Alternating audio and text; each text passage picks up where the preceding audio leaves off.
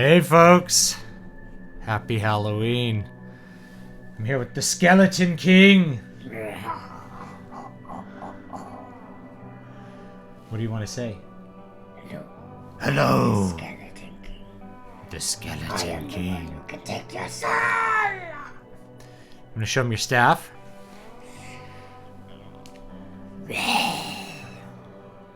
What am I? This is my sorcerer. I'm his evil sorcerer. Where's my wizard staff? Mine's over here.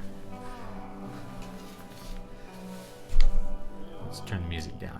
Hope y'all having a great day. My son wanted to show you his costume he designed. What else are we going to add to it tonight? Are you going to wear your battle armor? Yes, I'm going to wear my battle armor. And you'll have your staff? Yes. What will happen if someone doesn't yield up the candy? Take that person. We'll destroy them! Yes, I know that. yes. Somebody doesn't know the candy. We'll destroy them. Alright, since it's Halloween, I think I'll give away a horror book today. I think that'll be fun. So, I'll give away a horror book. Help this. What book should I give away, Ron? No idea. No idea. Okay. Alright, are you ready to go carve pumpkins? Yes. Okay. What are you going to carve them with? I don't know. A blade. A blade? A blade of what? Blade of darkness. A blade of darkness! Yes, that's what I use to take people's soul. What you use to take people's souls? Yes, that's... What do you do once you take their souls? I don't know. I give it to my minions. Or something. Okay. Alright, bud. Go have some fun, okay? And I'll see you in a few minutes. Just turn off the music. Anyway, happy Halloween, folks. Also, Rome, should I carry a sword tonight? Which sword should I carry? The barbarian. This sword? Yes. I don't know how I You do. can look at my costume. That's it? For a while. You're gonna put it up there so people can look at it? I could wear this sword mommy got me. For fun. Got this. I mean, you couldn't really hurt anyone with this, but like if you clobbered them with it, it would hurt. Like it definitely could cause some concussive damage. It's just something fun my wife taught me. It's funny, it has like this nice little Damascus steel that they made with a forge press, and then it's like got these straight lines. It's like machined to look like a flamberge. Very, kind of a funny little trinket. A fun little trinket. Alright guys, hope you all are having a good day. Yeah, let's give away a book. I don't know what book to give away, so... Actually, yeah, okay, so we're going to cover... What are we going to cover today? We are going to cover... What did I put in it? Halloween! This is Halloween. We're going to do Halloween. We're going to do elections. NaNoWriMo, National Novel Writing Month. And etc. Etc. might be the most complicated and difficult topic to cover. Yeah, this is... It looks more like the Buster sword. I wish I could get like a foam Dragon Slayer sword. That would be pretty cool. Then I could spend a whole year getting jacked on steroids and then cosplay as old guts with the white hair, since my hair's already going gray. Then I have to cut my hair, and you guys would be disappointed with that. So, yeah. All right, so Halloween. Hope you guys are having a fun Halloween. This is going to be an interesting Halloween because, and I'm in California, and it's like, no, you're not supposed to go trick-or-treating, but no one's really going to enforce the whole, like, don't go trick-or-treating thing. So everyone's going to go trick-or-treating. But my neighborhood last year was, like, crazy. People go nuts in my neighborhood for Halloween. And they go pretty crazy for Christmas, too. But like, this is it's a very right-wing neighborhood is the best way I'll put it. So most Halloween decorations, instead of Halloween decorations, they're just Trump signs. As far as the eye can see is Trump signs. So I think it's going to be still a good Halloween. I guess our neighbors concocted this tube. I have to go down and look at it. My wife is telling me about it. This tube that they shoot the candy down the tube so people can't come up to their doorstep. So there's even a doorbell on it. So they press the doorbell and then they yell out the tube and throw the candy down the tube at the children. I'm like, this is. And on one side I'm like, this is kind of cool. On the other side I'm like, this is kind of stupid and insane. Don't you think? So I don't know. I don't know what Halloween's exactly going to be like around here because people are like, ugh. It's the one day where we're all wearing masks, right? So because people are still. I don't know who's still worried about coronavirus with trick-or-treating kind of stuff. Not really anyone around here. My town has been pretty disobedient as far as lockdowns go. It's like gyms are not supposed to be open. The gym's like, well, we'll go out of business if we don't. So we're just going to open. And then the police don't shut them down because the police work out there. This is like a gym in the middle of town, 24-hour gyms. They reopened pretty quick. It's the gym I go to when I can actually go to the gym. So I don't know. It's going to be interesting fair. Let me get a book. I'm going to give away a book to y'all real quick. This is the book transitioning into NaNoWriMo that I actually wrote November of last year. So let me go ahead and pull it up here. Let's see here. Eyes in the Walls. So this is it's a book called Eyes in the Walls. Do I have it over here? Yes. In this big stack of books. Eyes in the Walls. So I wrote this in November, published it in December last year. So it's a great example of what you can do in 1 month time. It's only about 35,000 words.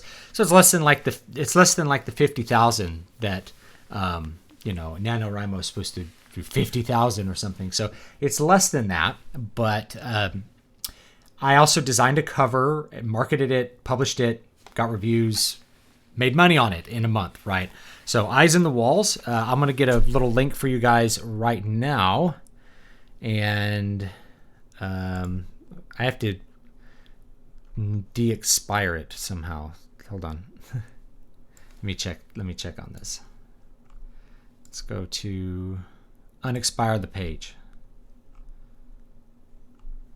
I guess that works. All right, let me know if this works. All right, so you get the ebook for free here, folks. I watched all my concurrent viewers right now drop to 0. So I'm wondering what happened there. Because it says my streaming health is very good. Did everybody just stop watching? If you're still in the chat, let me know because YouTube's telling me no one is watching. So anyway, Eyes on the Walls, you can get that one for free. On the Halloween stream last year, I created the story. So I planned the actual story and I started writing it live.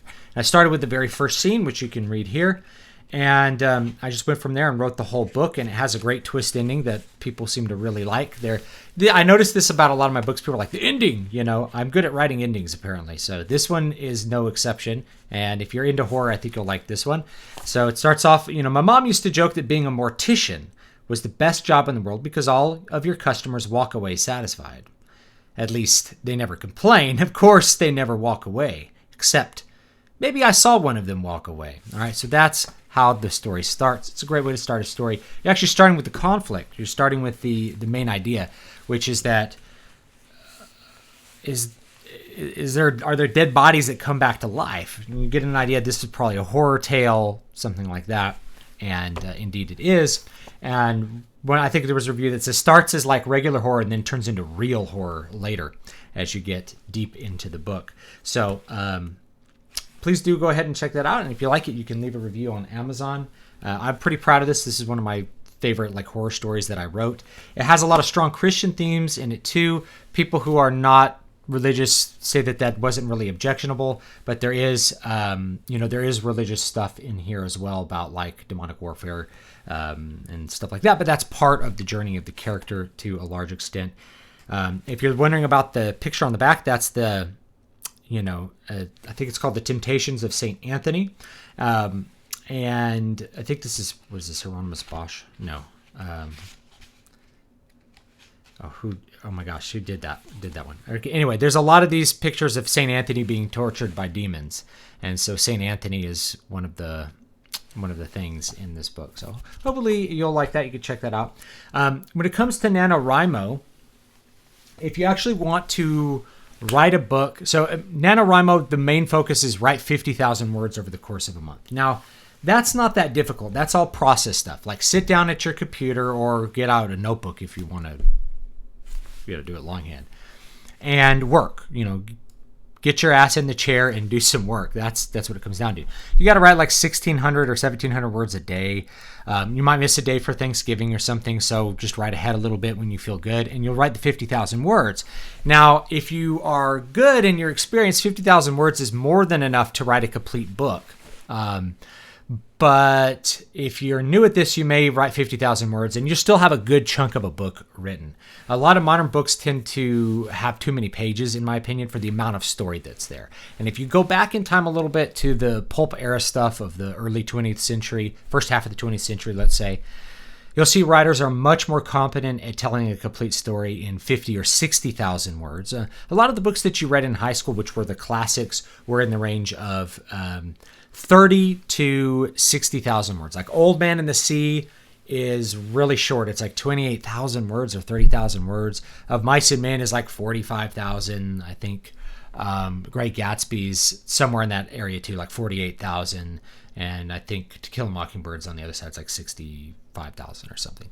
Those are books that would be considered too short to print by the major publishers after the year 2000. They want 80, 90, 100,000 word books. Sometimes more if it's a fantasy book. They'll publish a 150,000 word fantasy book, like these big, foam books. And that's not necessarily what you want when you tell a story. So how do you keep a story more limited? If you want to tell a story in 50,000 words, here's the way to keep your story dialed in and more focused. So the first one is you have to think about locations. Well, to limit the length of your story, you really have to think about what the story is. Because most stories that are longer actually have more than one plot. They have an A plot, a B plot, a C plot, sometimes DE. They have multiple subplots. And those subplots can revolve around large plot points in the greater plot, or they can be their own thing, like a romance subplot, for instance. So you have a subplot where a character's maybe exploring romance options. It's going to take up space in your book. So if you're trying to keep it short, cut out all the subplots. Have one main plot. I think probably the best author to look at if you really want to understand how to do that is Robert E. Howard. Robert E. Howard wrote so many different stories in so many different genres and was able to do it in a compact style. He could do more world building in one paragraph than most authors can do in like 100 pages. He was very, very good at it. So study him and the way that he executes his exposition. He exposes exactly as much as you need to in order to get the story going and know what you need to get going.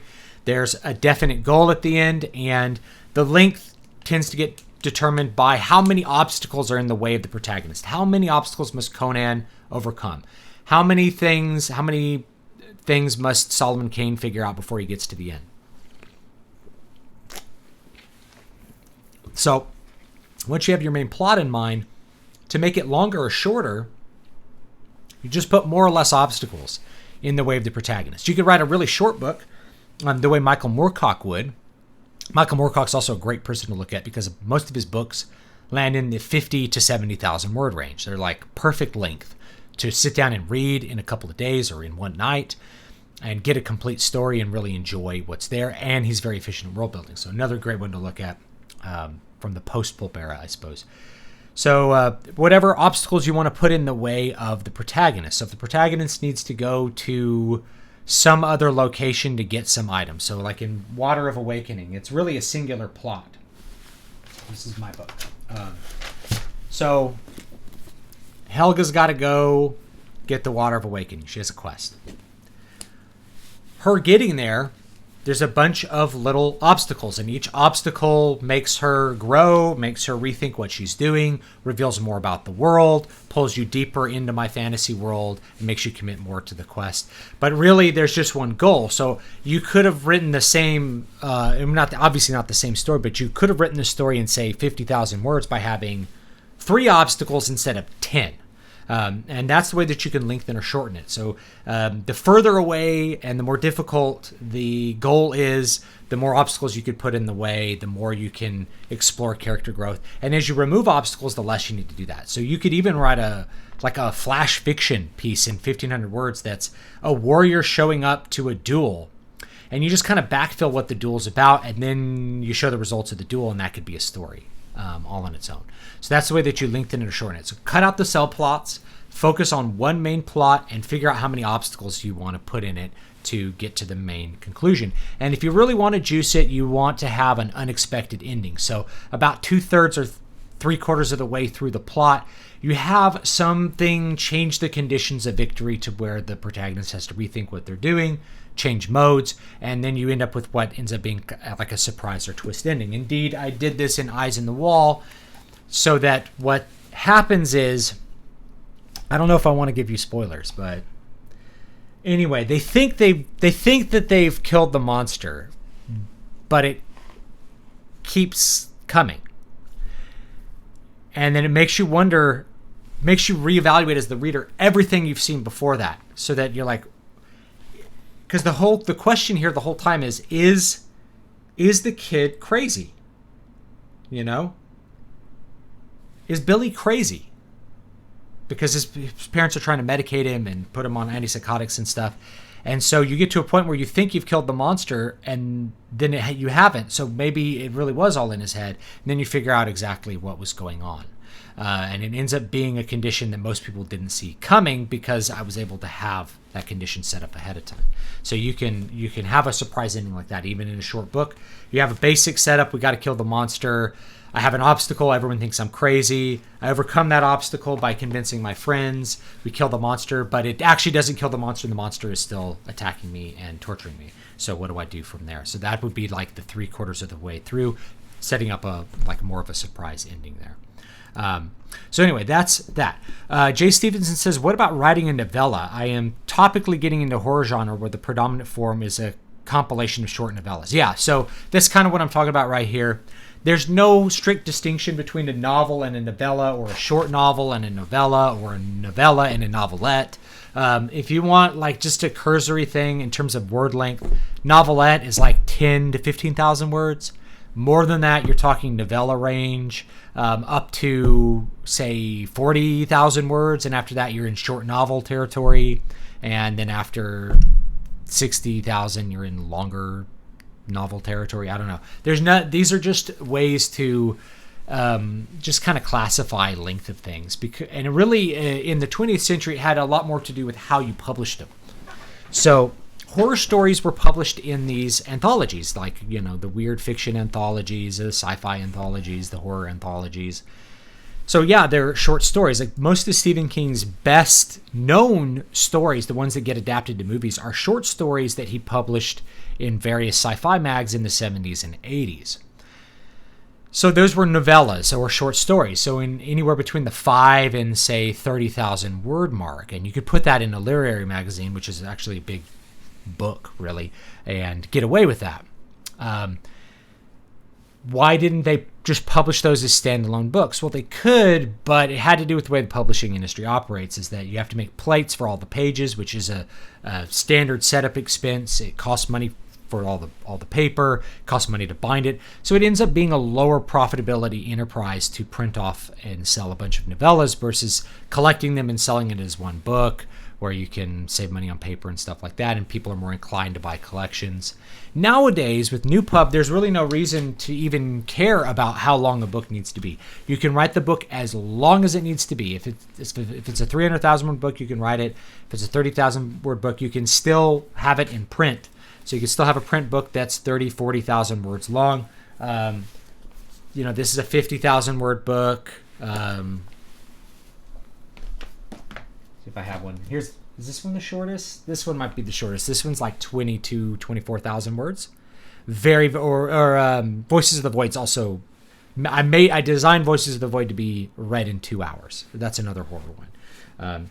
This one's not really horror so much, but you can get it printed. So you can print the books even if they're fairly short.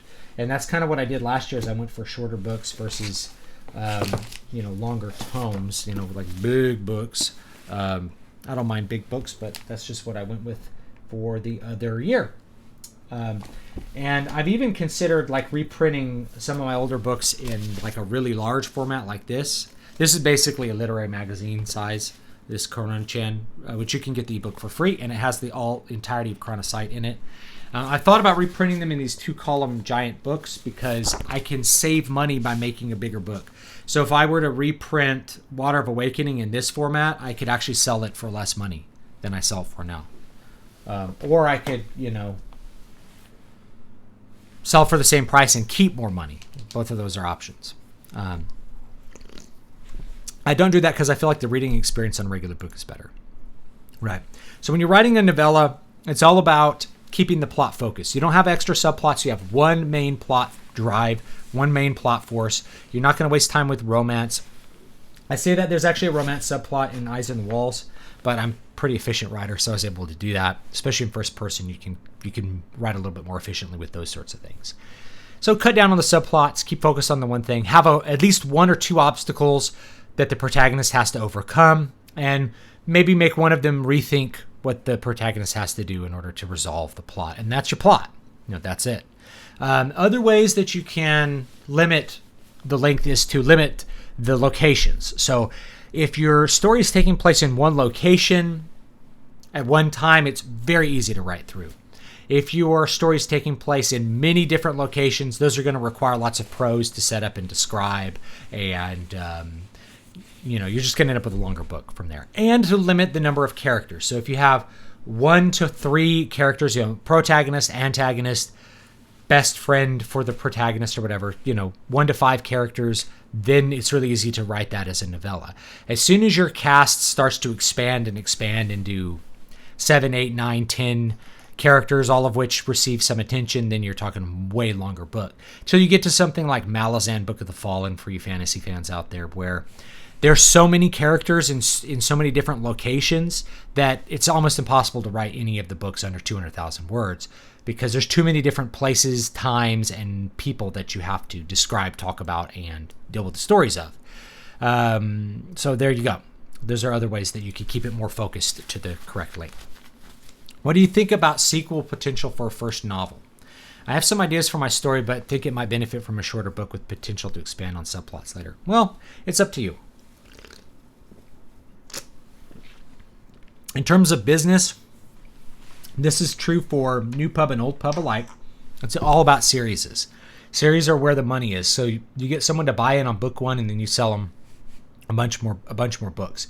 Now, my series is the only one that has a continuous storyline is Moonsong. I'll have the next one out later this year. I've already written a bunch of them, but I have to go through, edit them, do rewrites and stuff because they're some of my earlier books, so they're pretty rough. So this one has a continuous flow of story.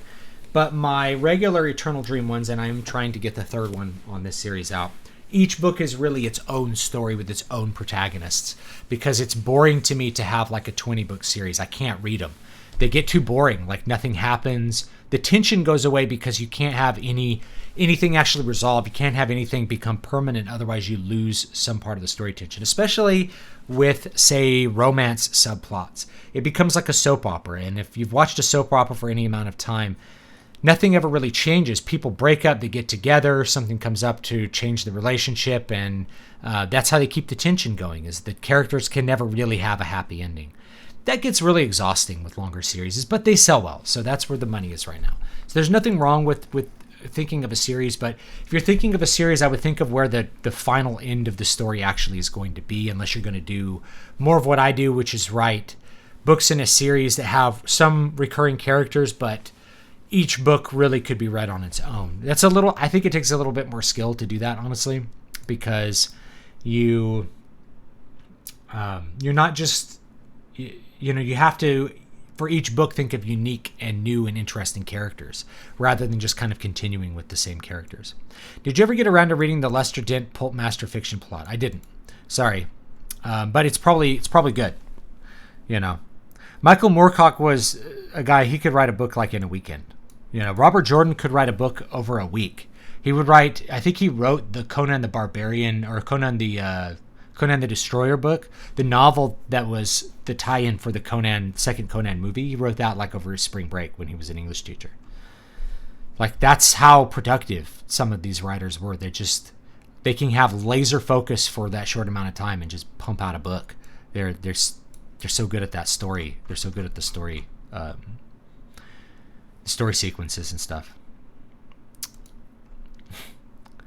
Take Gavin Newsom's advice: wear masks even inside. It's kind of funny because I live out in a farming town. We're all farmers. You know, we're all pretty stocked on masks beforehand. We got to wear them all the time because it's dusty. You don't want to be breathing in chicken crap. Of course, I have chickens. So, you know, I wear a mask when I'm dealing with chickens because you don't want to be inhaling chicken poop when you're cleaning out the coops and stuff. The thing was too big to be called a sword. Are those swords made of real metal? One is made of metal. This one is just foam. Hence why I'm able to lift it. This one is foam.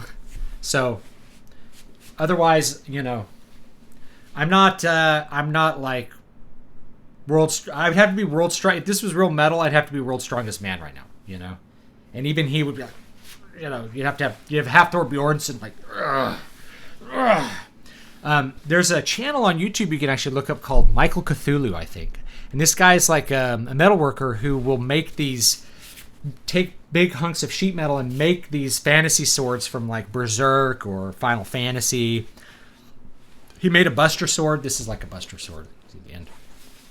He made a Buster sword, and he was like, this thing is unusable. You can barely lift it. He goes, I had a professional bodybuilder come out and try to use it, and you see this like 250-pound like pure muscle bodybuilder like, and it's just like, can you wield this? He's like, just mostly let the sword fall down because it's so heavy. It's like 50, it's not just like 50 pounds of metal. It's 50 pounds of metal really far away from you, and the leverage will make it like just ridiculously hard to really like have it work right. So yeah, foam. The other one's metal. I mean, it is steel, but it's really just like a fun piece. It's not really.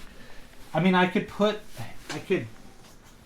sharpen up the edges of this thing, and it could do something, I guess. But it's really not like an adequate sword. It's very heavy, for one thing. You know, like it feels like really heavy, but it's not long. It's like pretty short, as you can see, and then the handle's really long.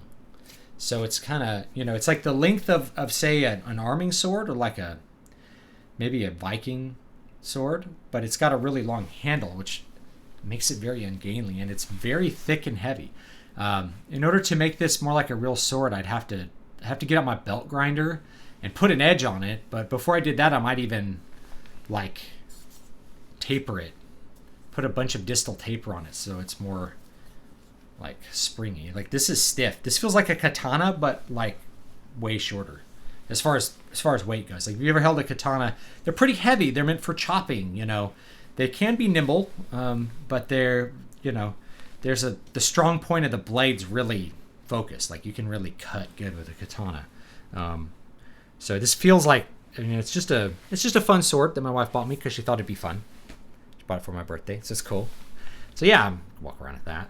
Now, like I said, you could hit someone with it and it could do some damage, but it's a blunt edged sword. So I don't know, if I took off a lot of metal and put a sharp edge on it, you could probably do something with it. You know, it's got a weird drop point too. Like, yeah, I don't know. It's just for fun. That one's metal. You could wear that one around, but then I don't think it would qualify as a weapon. Make a pretty convincing dark sorcerer, almost like it comes naturally. Yes, my son decided that's what my Halloween costume had to be. And of course, if I take down the hood, then it's just like a Twilight Force costume. You know, dun dun dun dun. You know, Twilight Force. You can't send them to school. You can't send to school. They'll trade masks. If you know anything about kids, for every 2 trading masks, there's one that's nagging them for not wearing a mask and tattling. That's true. Also, like, who cares if they're trading masks? You know, they're going to be trading food. They're trading pencils. They're trading everything. It's a big germ factory. Thank you for the super chat, Kaku. Anyone heard the medical papacy? Canceled flu, but Facebook says get your vaccines. Well, it's kind of interesting. I mentioned this like weeks ago that I was talking to a doctor, that he's not my doctor, but I'm familiar with him because I've seen him for other things. And he's like, we're not really only seeing coronavirus. It's like it's the only thing going around. It's like, why did that happen? Well, we kind of exited flu season, but people were taking all these other precautions, and it just really lowered the transmission rate of influenza and similar viruses. But the coronavirus is like way more, it's just much more virulent, I guess. So even if you're taking those precautions, you're more likely to get infected with that than the other things. It's just, it's way riskier. So it just, I'm trying to think of it's like kind of like it's this kind of selection bias that's happening, is that you eliminate a bunch of the diseases, but one. And so you're only going to get the one that's the most virulent whenever you're taking these precautions. You're going to miss all the stuff that's not so virulent, which is kind of weird. And I would fully expect like a flu to come back through this year as well, too. Though I don't know about flu shots. I haven't had a flu shot in a while. I never get the flu. Like, I never get it. Or if I do get it, then I'm not aware of it because it's so mild. I just think it's like a regular cold. So I don't know about all that flu, all the flu business. I fully expect it's not really flu season yet.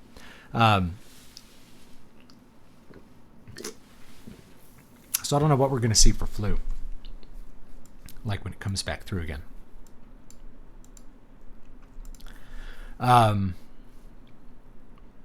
Okay, yeah, you guys got the book link there? All right. Now it says I have 43. Good. Yeah, I went to 0 for some reason. What does a can of beer and your mother-in-law have in common? Both are at their best when they're cold, opened, and on a table.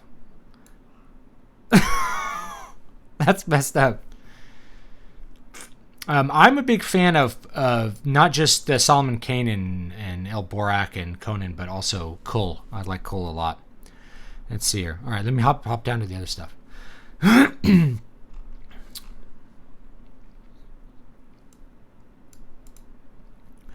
I got the flu once when I was a kid, and I just like really haven't gotten it since. I don't know if some people are just more resistant to it. Like I never get pink eye. My wife gets pink eye,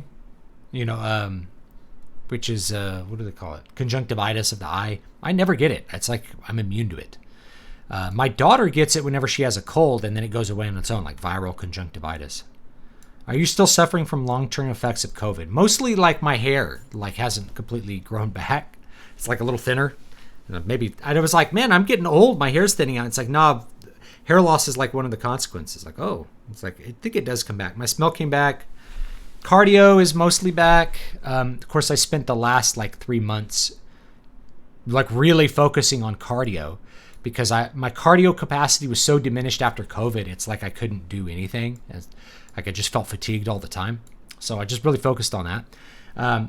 So actually I'll talk about diet real quick. So I just finished up a 12-week diet, and it was pretty productive. I went from a little over 220 pounds, which is a pretty standard weight for me, down to 196. So I was originally going to go to 195. I missed that target by about 1 pound.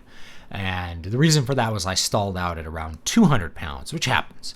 You lose 20, 30 pounds in a longer diet, and then you tend to get a plateau.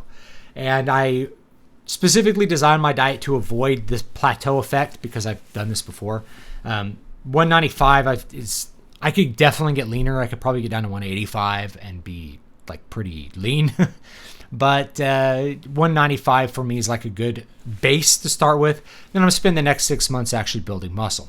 Now, I knew I couldn't go to the gym. I had coronavirus. They're not going to let me go to the gym. So I knew I couldn't go to the gym for a while, right? I knew that I couldn't really exercise very well. So I just focused really intensely on what I was putting in my body. I focused really intensely on the diet portion. And it was actually a pretty easy diet. So it wasn't a big drastic change. This was mostly me cleaning up my usual diet. My usual diet has little bits of junk food in it here and there. And I've always had that. But, 8 years ago, I was also exercising like 2-3 hours a day. And so I was like ripped. It didn't matter that I ate a donut or that I was eating candy every day or something, because I was just burning it off at the gym. Well, time goes on and you're not spending all that time at the gym. If you don't adjust your calories back down, you start gaining weight. So you gain a couple pounds a year over 8 years, it really adds up. And you end up going, well, I got a lot more fat than I want. So we'll go back down to under 200. That's a good base to start from. I feel like I can go back to the gym now. My cardio's recovered. And like I said, I focused really intensely on the diet. And then I just tried to work up my cardio capacity with running, sprinting, and doing my exercise bike, doing my stationary bike. So I did that basically for 3 months. But the way that I avoided plateaus, anyone who's interested in this, is as you lower your body weight, your metabolism goes down. This is pretty much unavoidable because you're doing less work as you get lighter. So as you lose 10 pounds of weight, all the regular stuff you do moving around is using less energy. It's not just metabolic adaptation. That happens too, but especially if you're going from, let's say you're like 400 pounds and you're going to diet down, you'll hit a plateau at some point. You'll lose a lot of weight and then you'll hit a plateau. This happens a lot to people who are obese. They're like, I don't know how to get any further than that. Well, your metabolism is adjusting down to a more normal level. Even somebody who's 400 pounds, they may be eating 6,000 calories a day or something to stay for 400 pounds, but their metabolism is still pretty high because they're spending a lot of energy moving all that heavy weight around. As you start reducing the weight, it's like taking the weight off the bar.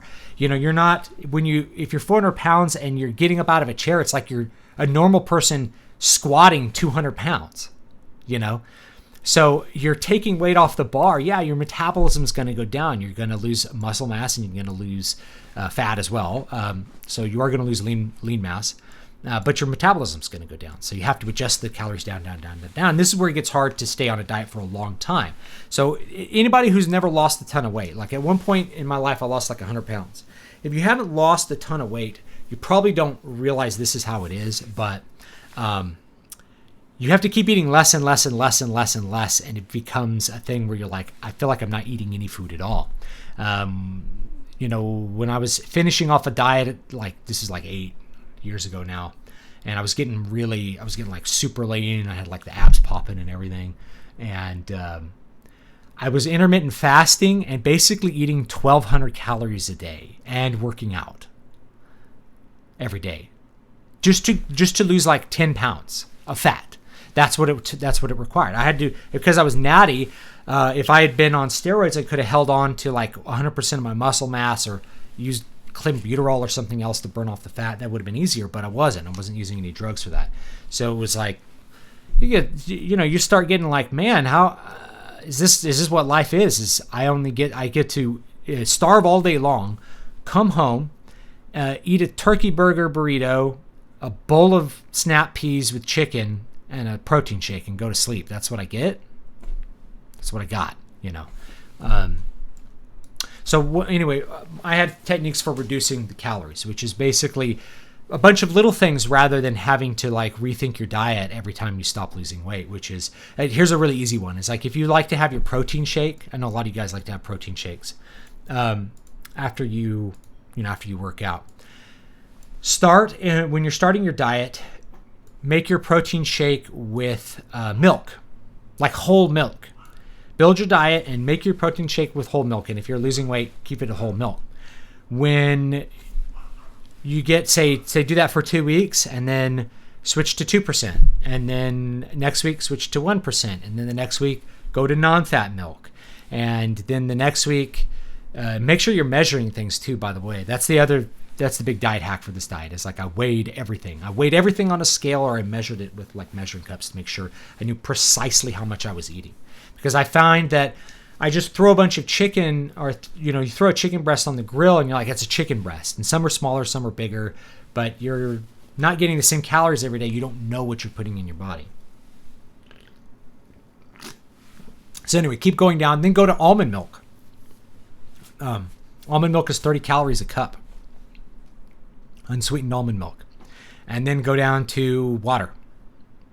And so each week you're just you're only changing one thing in your diet, but each week you're cutting 50 calories out a day until you get down to a really low amount. So you'll always keep your weight loss pretty consistent. That's if you're doing like a 6-week diet.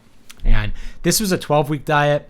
I've said before, like 6 weeks to do anything intensely tends to be a limit. I did this for 12 weeks. It wasn't a very intense diet. It was really easy because I just ate a crap ton of super satiating food.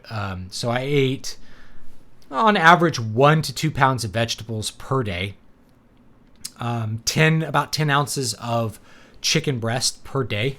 Then I would, have couple other things here and there, maybe lunch meat or something to have another meal that goes in there. I figured out how to make a lot of meals that were like 400 to 100 calories, and just kept track of what I was eating every day and made sure every week I was doing more cardio every week and at a higher intensity level, which this was the point of this because my cardio was so reduced.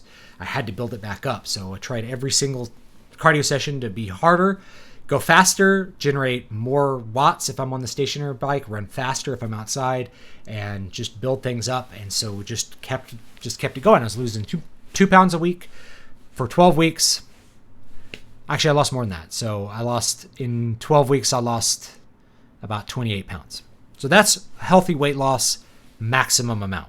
I wouldn't want to lose any faster than that. You start to burn off a lot of lean mass. And of course, I'm doing resistance stuff in there as well so that I'm not like, just pull-ups and push-ups and stuff because I can't go to the gym. Now I feel like I could go to the gym again, and, that's it. So I see here, okay, I count. Mass mindset. I just eat and lift. That's fine. You're probably not starting at 300 pounds obese, which is where I started with 10 years ago. So depends on where your body is, right? And take account of where you are. If you look at yourself in the mirror and you're like, I'm too fat, it's okay to cut your calories and burn off some of that fat. You don't have to stay in one mode all the time. Like for winter, my focus is probably just going to be gaining strength and building back some muscle mass that I've lost over the years, and that's probably it. 10K a day running. I used to run a 5K like every day, and now I'm back to that. I can run a 5K at night, and that's good. How tall am I? I'm 6 feet tall. A little bit taller than 6 feet tall in the morning. So I'm almost 6'1" in the morning, and then like at night I'm probably like almost 6 feet. I lose like an inch or two over the course of the day.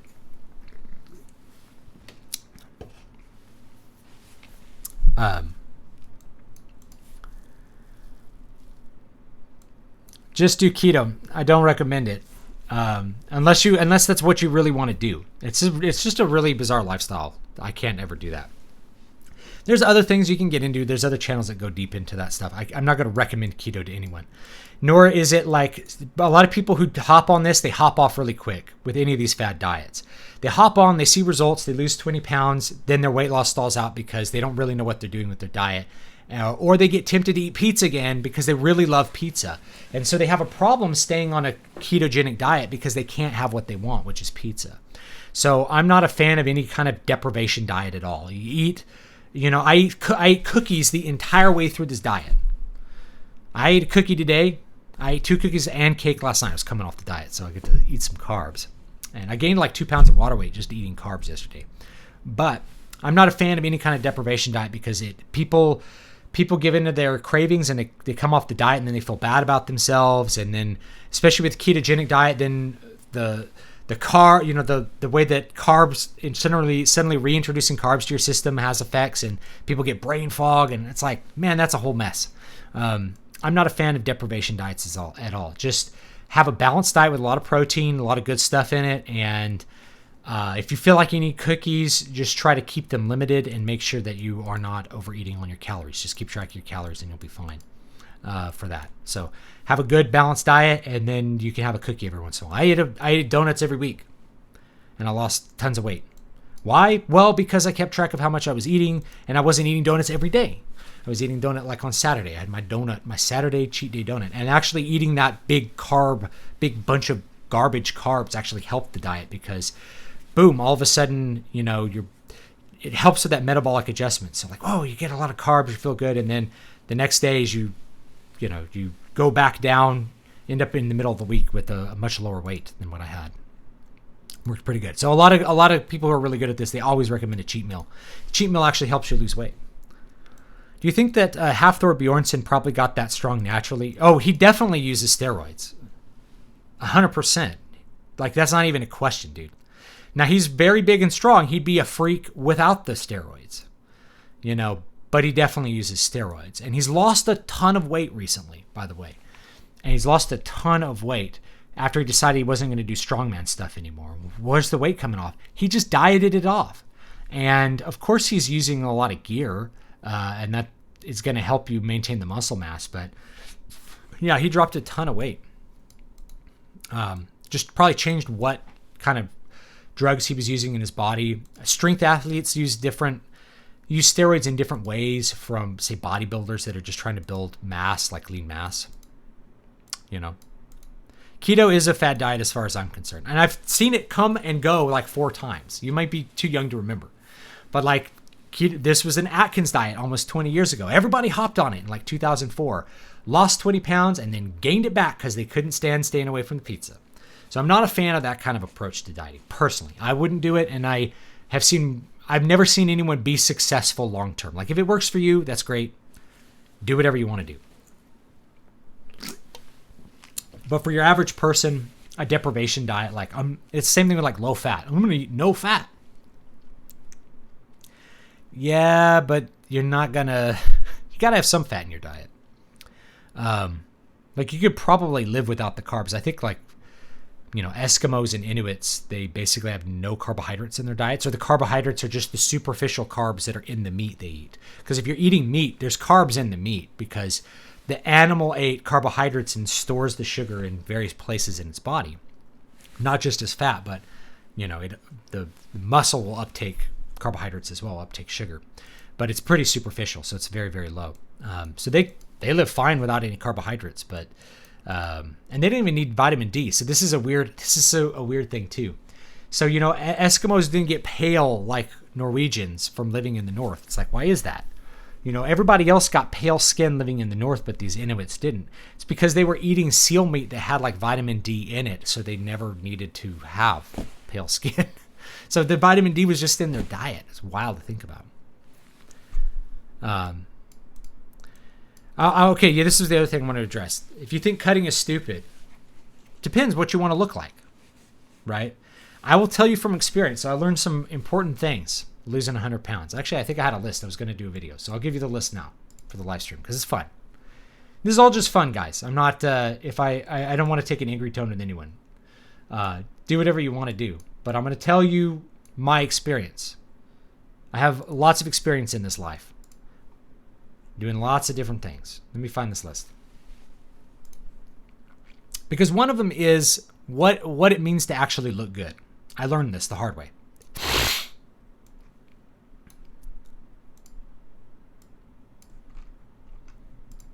All right. So I think I wrote down 6 things. So I'll give you the 6 things. Number 6 is you cannot out-exercise a bad diet. Well, you can, because I kind of have, but you can. It takes way more exercise than a regular person is going to do to out-exercise a bad diet. So diet's king. You know, Michael Phelps can eat stacks of pancakes every day. Is that who I'm thinking of? The swimmer. This was a thing a couple years ago. It was like the Michael Phelps diet. He was eating waffles and syrup and pancakes. Well, he's in the pool doing extremely intense cardiovascular exercise for hours and hours a day. He gets to eat tons of pancakes. If you are working an office job, you should not eat tons of pancakes. All that sugar is going to make you fat and make you not feel good. So no, you can't out-exercise a bad diet for most people. Now, that doesn't mean you have to have a 100% clean diet. You can eat a cookie. But if you're eating a whole box of cookies and not spending 3,000 calories a day swimming in an Olympic pool, you're probably not going to out-exercise a bad diet. Number 5 is it's cheaper to eat healthy than to not eat healthy. This was one that I learned. This is one that I learned really, really, really early on. Is that this is a thing that once I cleaned up my diet back when I lived in Vegas, the amount of money I spent on food went way, way, way, way down. I was spending about 20% what I used to spend on food. Well, it's because eating healthier is way cheaper than eating unhealthy food for a few reasons. First of all, if you're not eating out raises the price of the food by a ton. The other one is if you're buying crap like donuts, like the Entenmann's donuts, they're not that expensive, but you can eat a lot of those. You're going to get pretty fat eating a lot of those donuts versus eating a whole head of lettuce. You won't be able to eat anything else. Lettuce is cheap. Rice is really cheap. Tortillas were really cheap. Even protein was cheap. I used to buy turkey burgers at Costco. They cost like $10 for 20 or something. So I'd split it with my roommate who was also really into fitness at the time. And we spent $200 a month, I think, between the two of us just on the food we ate. Spinach was cheap. All the stuff we ate, and this was fresh food, all of it was really cheap. Okay. So it was way cheaper to eat healthy than to not. But the thing is, most people confuse eating healthy. They don't really know what eating healthy means. They think that buying like Quest bars or something is eating healthy. When actually eating healthy would be buying rice, a bag of rice for $2 that would last you for like a month. And eating fresh vegetables. You fill up your cart with fresh vegetables and you spend $20 on vegetables and $10 on protein and $50 shopping trip that lasts you 2 weeks. And like you're eating so much food because of the vegetables. Number 4 was little things add up big time. So cutting out, stop drinking orange juice, take the creamer out of your coffee, stop putting sugar in your coffee, put like put the saccharin or whatever that is in your coffee instead. You just do a bunch of those little things and it adds up in a big way. So when it comes to cleaning up your diet, it's not like I'm going to stop eating bread and that's how I'm going to lose weight. It's like what you really need to think about is like, well, I should maybe I could take the mayonnaise off my sandwich. I could take the sugar out of my coffee. I can stop drinking regular soda. I can stop drinking orange juice. Just don't drink your calories is probably just a good piece of advice. So like, I'm going to not drink my calories. I'm going to skip breakfast. And then all of a sudden you'll lose 20 pounds after a couple of weeks. You're like, what happened? I didn't make any big diet changes. No, you just cut out some of the garbage and bam, add it up big time. Number 3 was you must learn to count calories. There's really no other way around this if you want to actually be optimal. So whether that's for like muscle building growth or that's going to be for weight loss or it's going to be some kind of both, you pretty much have to count your calories. If you are, and I've talked to so many people that are like, I'm not losing weight, but I'm eating 2,500 calories a day. It's like, you got to eat less. You got to eat less food if you want to lose weight. If you say I'm eating X amount and I'm not losing weight, it's because you're eating too much food. You have to cut calories somewhere, right? And if you're counting how many calories you eat, then you know exactly if you need to do that. You know exactly what you're eating. And if you count calories, there's also this feedback effect where you're more aware of everything you're eating. You're thinking about everything you're putting in your body, and that really helps you stick to a diet really well. So I know all these little fad diets like keto, this and that, the Atkins diet, there was like South Beach diet, there was like a color diet for a while. All of these little fad diets, the reason they don't work for most people long term, they usually work short term, is because they're trying to step around the chore of having to figure out how much energy they're putting in their body. Like having to count their calories and see how much actual food they're taking from the table and putting into their body. If you take the time to know how much food you're taking from the table and putting in your body, it's going to help you a lot. You've got to learn to count your calories. And number 2 is 70% of your looks come down to body fat. This is what I was talking about. Okay. So I'm going to give all you young men that might be watching, at least 70% of your looks come down to body fat. The rest of it is going to be the clothes that you're wearing and how good your face looks. And like if you have, all this. Okay. So sorry, it comes down to body fat. So if you are like, I'm really strong, if you look like a power lifter, there's some girls that are going to be into that, but most girls are just going to think you're fat. They don't really care that you can bench 500. They just don't care. What they care about is like, do you look lean? It's almost all body fat. And I noticed it because I went from being fat where women didn't pay any attention to me to being ripped where women were slipping me their phone numbers. Like when I was out at a club or something, women were waiting for their date to go to the bathroom so that they could give me their phone number. That stuff actually happened, right? So, and it all came down to me being lean and wearing clothes that showed that I was lean. So it's mostly body fat. And same thing if you're like at the pool or something. If your abs are popping out, you're going to look better than the dude who's 10 times stronger than you. That's just how it is. Women are more attracted to the body fat than they are to the muscles. In fact, a lot of women will say, he's too muscular. Not really. They're still into muscular men. That's the truth. They often say that they're not into it because they're thinking of Jay Cutler, like completely muscles popping out of his skull. But it's the body fat. So most of your looks come from body fat. So if you're somebody who doesn't put on body fat naturally at all, you don't have to worry that much. Maybe you want to go on a diet before summer so that you look extra good, whatever. If you're somebody who's naturally fat, like you're an endomorph, like I'd probably put myself in this category. Yeah, dude, you want to look good, you got to lose weight. You just have to diet. You have to get rid of the body fat. Women are going to pay way less attention to you if you're fat. It's just how it is. I know because I've been on both sides. And that's number one. Looks really matter. Looks really matter. They matter in everything. And if there's something that you can upgrade in your life, looks should be on the top of your list. If you're looking at it like, hey, I could spend my time learning a new skill. I could spend my time looking better. You should always choose looking better. It will help you in every facet of your life. You will get jobs just because you look good. I know because I've been on both sides of this. You will get attention from women just because you look good. Do you think women are out there putting on makeup because they like to have makeup on or because it gives them a benefit? Women already know that looking good gives you huge benefits, and men, you need to pay attention to that. Looking good really matters. So if you can make yourself look better, you should do it. If you can put on better clothes that make you look better, that show that you look better, you should do that. It will improve your career. Almost 100% of the time, unless you're like a hermit who just programs remotely, then it probably doesn't matter. Or you're some YouTuber that's wearing Halloween costumes or something, right? Like I probably wouldn't have long hair right now if my wife didn't like long hair. And I think it's actually getting too long for her, so I may cut it. But I would do the things that make me look as good as possible because it nets me huge benefits. And I've seen it, how it plans out in the workplace too, is like, I get treated better than people who aren't as good looking as me. I have seen that. I have witnessed it. This dude over here, he's kind of old and chubby.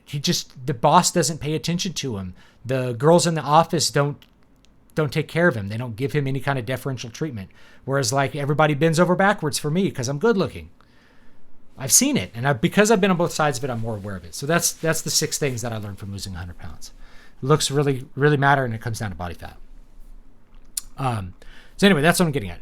You don't have to, you can do whatever you want, and you can look however you want, and you can practice whatever fitness routine you want. But if you're looking at like, why don't women pay attention to me even though I'm like super strong? Do you have abs? If you don't have abs, if you can get those abs, all of a sudden you're going to notice because women are going to pay attention to you. And it's almost like they could see abs through your clothes. Not really, but they see the shape of your body and they're able to know if you're fit or not. The same way a man can look at a woman wearing clothes and really know if she's fat or not. Okay, so your clothes are not hiding your body shape as much as you think they are, probably, right? If you just want to like build up strength, you could do like GoMad diet, like just gallon of whole milk a day and just like lift like crazy. But that's a different objective from looking good. So if you shouldn't do that, then expect to just look better because you probably won't.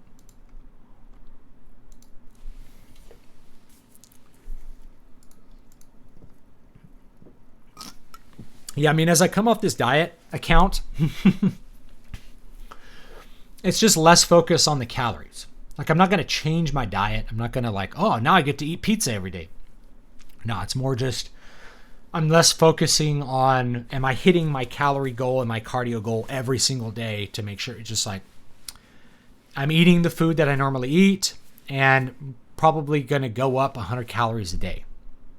So I'll gain 5 pounds over 6 months. Some of it will be muscle. Do another little diet in spring, get down to a much more athletic body fat percentage and just keep that for the summer. It's really hard to stay shredded year round. So usually, especially if you're natural and you're not using like drugs to do it, even if you're using drugs, it's hard to get really lean.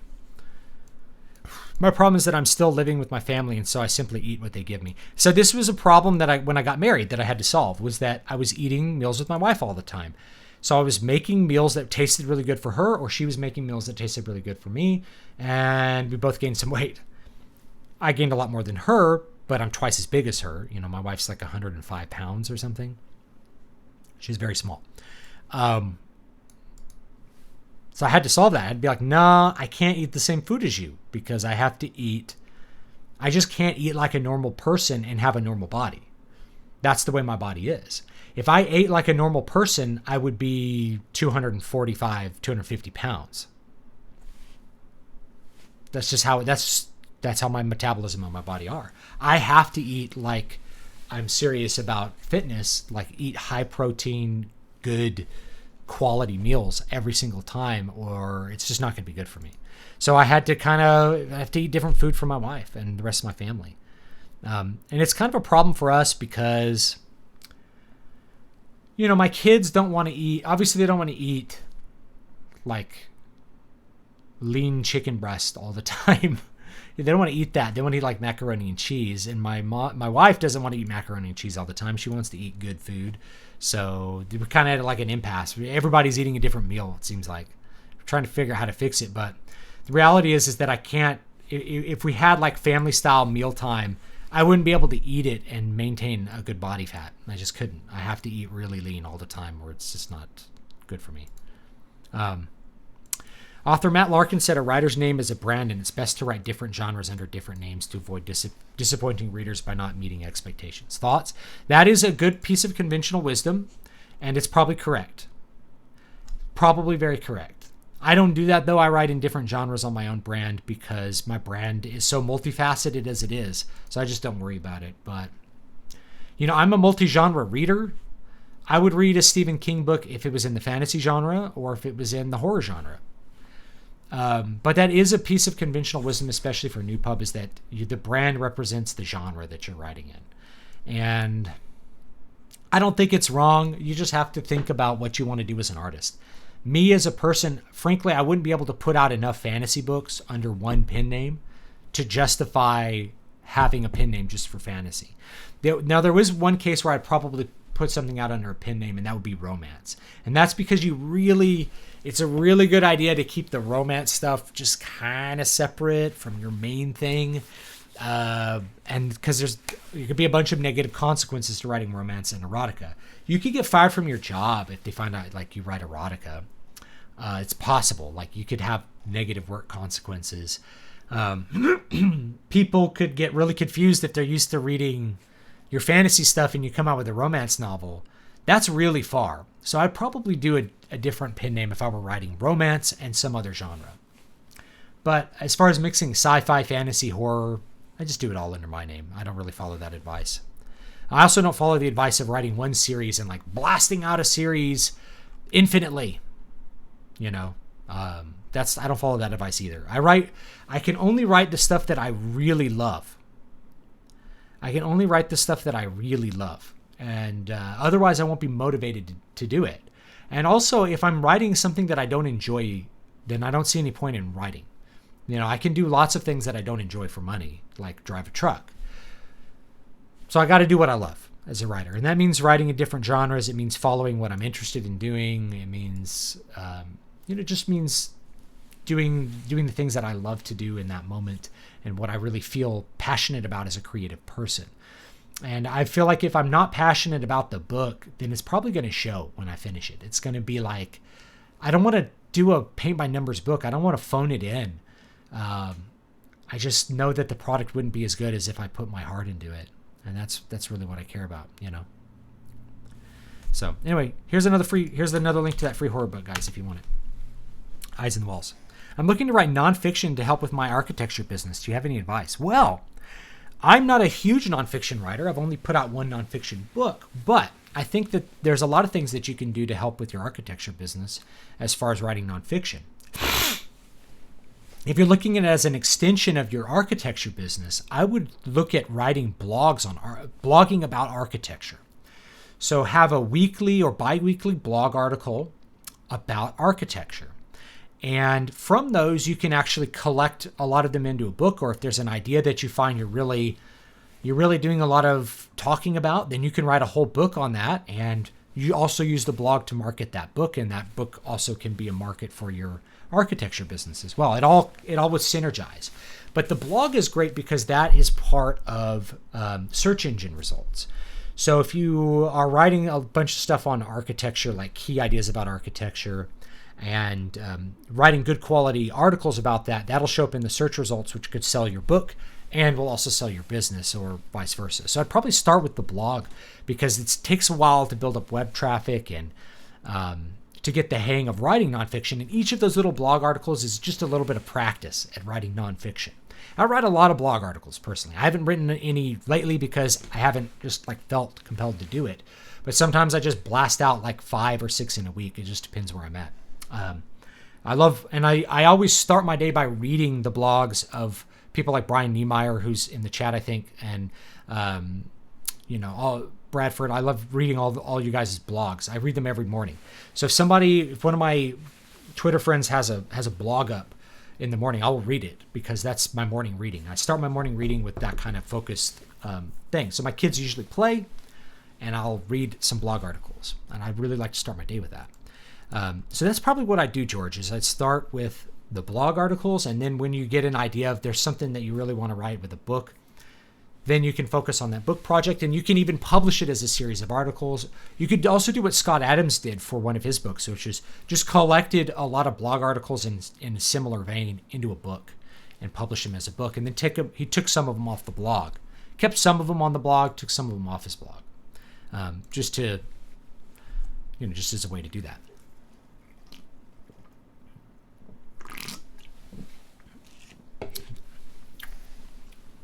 What are your thoughts on writing a mystery series under the same pen name as science fiction and fantasy? Too risky? The conventional wisdom would say not to. I don't know, man. It just depends. I think if you're not putting out tons of books, I don't think the pen name stuff is an issue. If you're putting out 12 books a year in different genres, all of them, you could think about pen names. If you're putting out 1 book a year, like, who cares, man? Just let it be you. Then at least there might be some crossover. Someone might like horror and like mystery. Have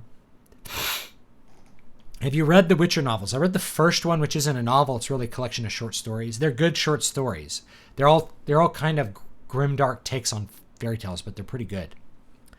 Brian just launched his 3rd series. Yeah, I should put a link up. If you put a link up, I'll put it through, Brian.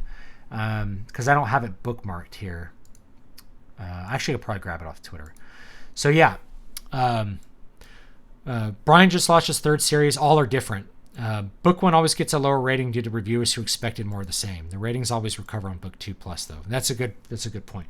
So yeah, there's the Soul Cycle series that Brian did, which is basically science fiction, and then the Mecha series. I think you're launching the next XC book, right? Here's a link. I found the link. I found it. Here it is.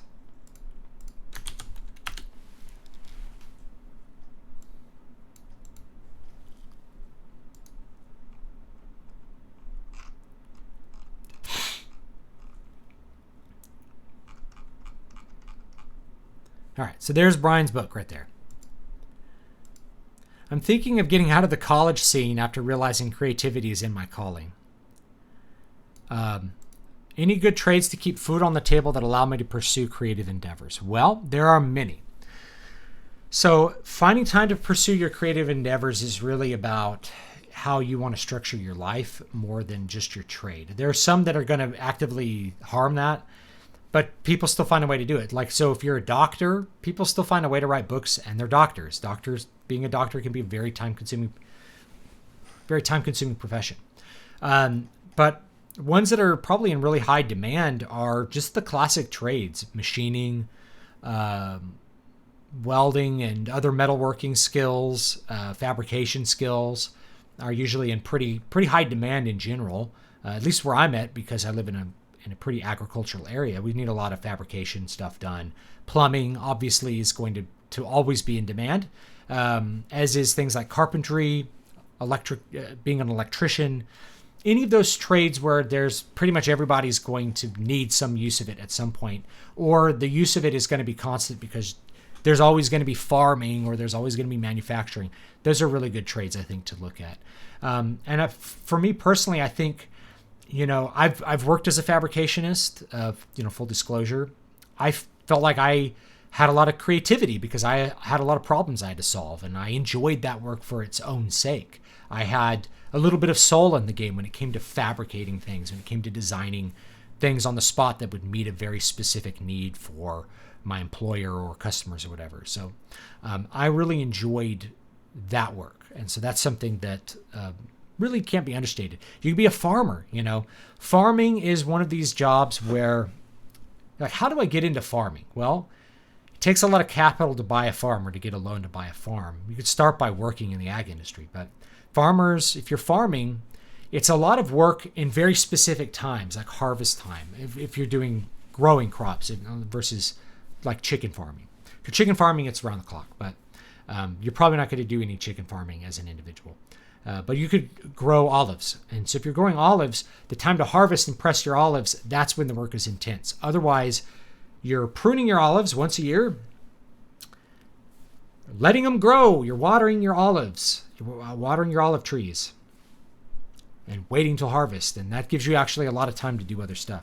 So the farmers that I know, they tend to do lots of different things. So they'll do, they'll have one crop and then they have an off crop, so they have their main thing might be olives and their off thing is oranges because they are at different times. So while the olives are just growing, you're picking your oranges. So you're kind of always working through some kind of work to do. But anyway, you end up with a lot of downtime where you could build stuff or work on different things, write a book or whatever you want to do. You could be a teacher too, because you get summers off. The thing is, most teachers they have soul in the game. They put their soul into teaching, and it becomes a really draining experience. It's why so many teachers leave the profession. It's a really hard profession to exist in. Kind of ethically on one level, because you're dealing with state apparatus. Even if you're working at private schools, which I did, you're still dealing with stuff from the state. But it also becomes difficult because you get kind of, a lot of people that go into the teaching profession, they get sold this bill that like what they're doing matters and they're going to make a difference and all this kind of stuff. And when that doesn't happen, they have depression issues over it. Or they spend all summer setting up their classroom and stuff. It's like, I looked at summer vacations like, this is an opportunity to work. I'm going to work all summer and I'm not going to worry about school till the day before it starts.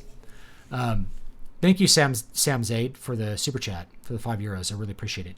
Hey, David, hope you're well. I am well. I'm doing pretty good. It's Halloween, and we're going to have fun. Kids are carving pumpkins on the back porch right now. The chickens are eating the pumpkin seeds and the pumpkin leftovers, which is pretty funny. What do you think of the future of blockbuster movies? What do you think the future of blockbuster movies look like with a clear lack of creativity in Hollywood? Well, I think, so if we're going to go historically, I think it can go in a couple directions. We actually had this in the 60s.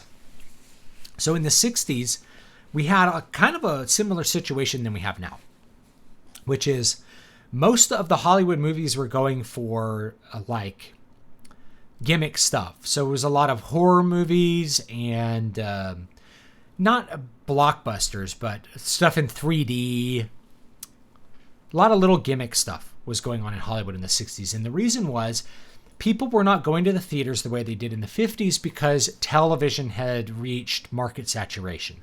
Pretty much everybody had TV at that point, which meant, my mom will tell me as a little girl, they had a television when she was a little girl, like in the 50s, but most people didn't have TV and they would still go to the theater. So their mom would drop them off and they'd pay a nickel to go in and they'd watch cartoons and stuff in the theater all afternoon. Well, people weren't coming to the theaters and buying candy and popcorn and stuff like that to watch stuff in the theaters all day long. So the studios started going with things that were flashier, aliens attack from outer space kind of stuff in 3D. And that kind of collapsed because audiences got bored of that. And you didn't get any 3D movies for a long time after that. But then you got the auteur generation, the 70s generation. And for a lot of film critics, they like 70s movies a lot. And I'm not going to say whether, the 70s nihilistic movies were bad. There was a lot of great movies in the 70s, really good movies in the 70s. And one of the reasons that those really good movies existed is because the studio model shifted towards these director producers. Basically, a director, rather than just running the shooting schedule, was the creative force behind the movie. He was the one making the movie. And so you got a big shift in what kind of movies Hollywood came out with. People started being interested in movies as an art form again, rather than as some kind of schlocky entertainment to pass the evening or afternoon with. And then that shifted again because, again, due to an auteur director named George Lucas and another auteur director named Steven Spielberg, you had the creation of the summer blockbuster. And the summer blockbuster was basically gets distilled down to a high concept movie with wide appeal, basically stories that can be understood by a large number of people that tend to make the audience feel good or feel excited and happy after having seen it. Now, Jaws is a blockbuster and it's a horror movie, but they defeat the monster at the end. That's the big one. They don't come to the end conclusion and the monster wins, right? They get to the end and they beat the monster. So most of these are going to have happy endings. So that blockbuster shift stuck around for a really long time. After we start getting not just cable and VHS and DVDs, once we have a full saturation of the home market for movies, how do you make the movie theater experience be unique? Well, they started returning to the gimmicks of the 60s. We'll make the movies bigger, flashier. You're going to want to see them on a big screen. We'll put them in 3D. We'll have shaking chairs, the Dolby Atmos, DFX, fog machines, lasers shooting at your eyes. We're going to make the movie experience an experience again. Then the audience eventually gets bored of that too. And so what's going to be the next one? I don't know. Well, if it repeats history, then you might have a return to auteur, like more creativity coming out and a feeling that if you go to the movie theaters, you're going to see something that's artistic.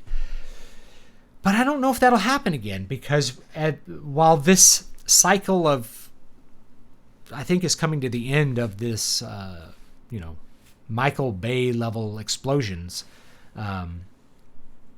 of which like new Star Wars is probably the best example. It's like I'm getting attacked by Star Wars. We had coronavirus happen, and I think people are going to be way more used to staying at home. And at the same time, people's home experiences are now getting better and better and better, just like how they were in the past, to the point where, if let's say they had a movie I would really like to see in a very large format at the theater, I could just move my chair a little bit closer to my giant ass TV that I already have, right?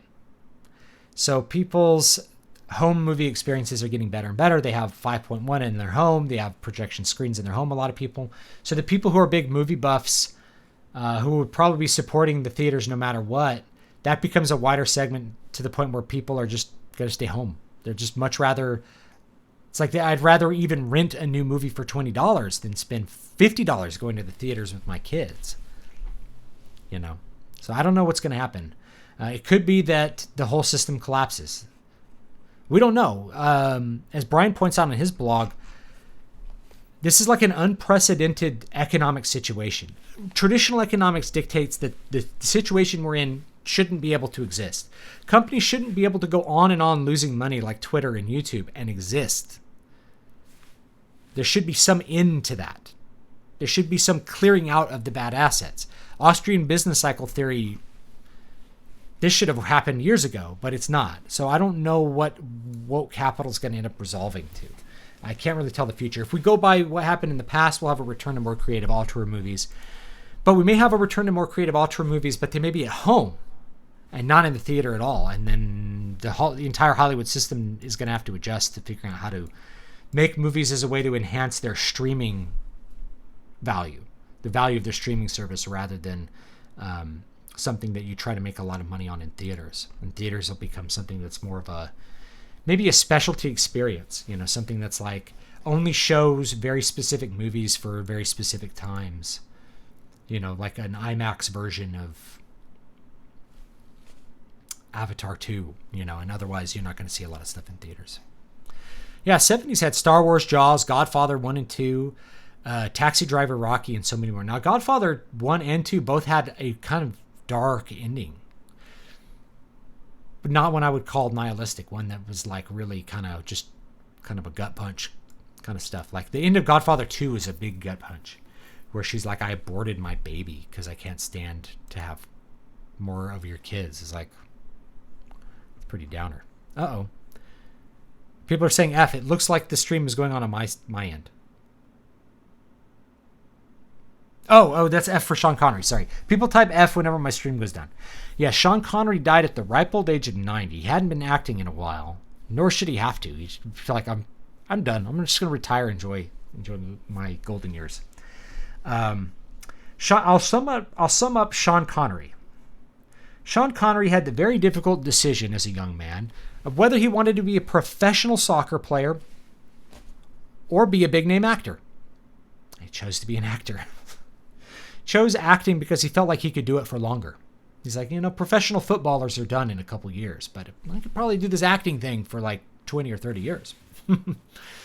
And imagine having that choice. Hey, would you like to be a professional athlete or would you like to be an actor in movies? It's like, which one do I decide? Which great life do I choose? Beloved athlete or Hollywood star?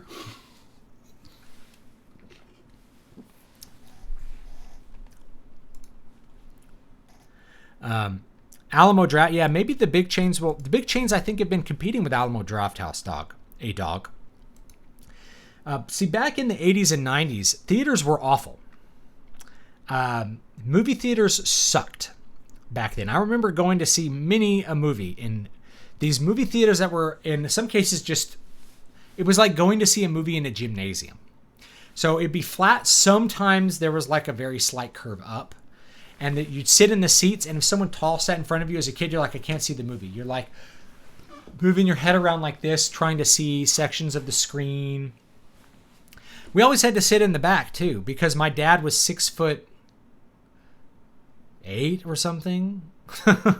He was so tall that if he sat anywhere other than in the back row, no one behind him would be able to see them. They just see a giant head and torso. He stuck up above the chair by like 2-3 feet. He was literally a giant. I'm gonna try to dig up a picture. I might dig up a picture sometime of me and him sitting together.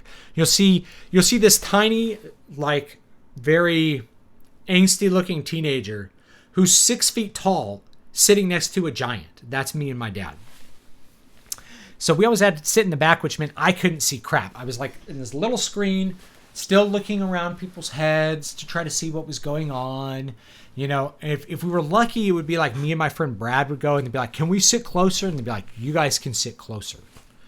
We'll allow it. It's like, I didn't realize my parents were like, thank God they're gone. They're not good. We don't have to listen to them talk. I don't know, talk about Ninja Turtles, the whole movie or something, right?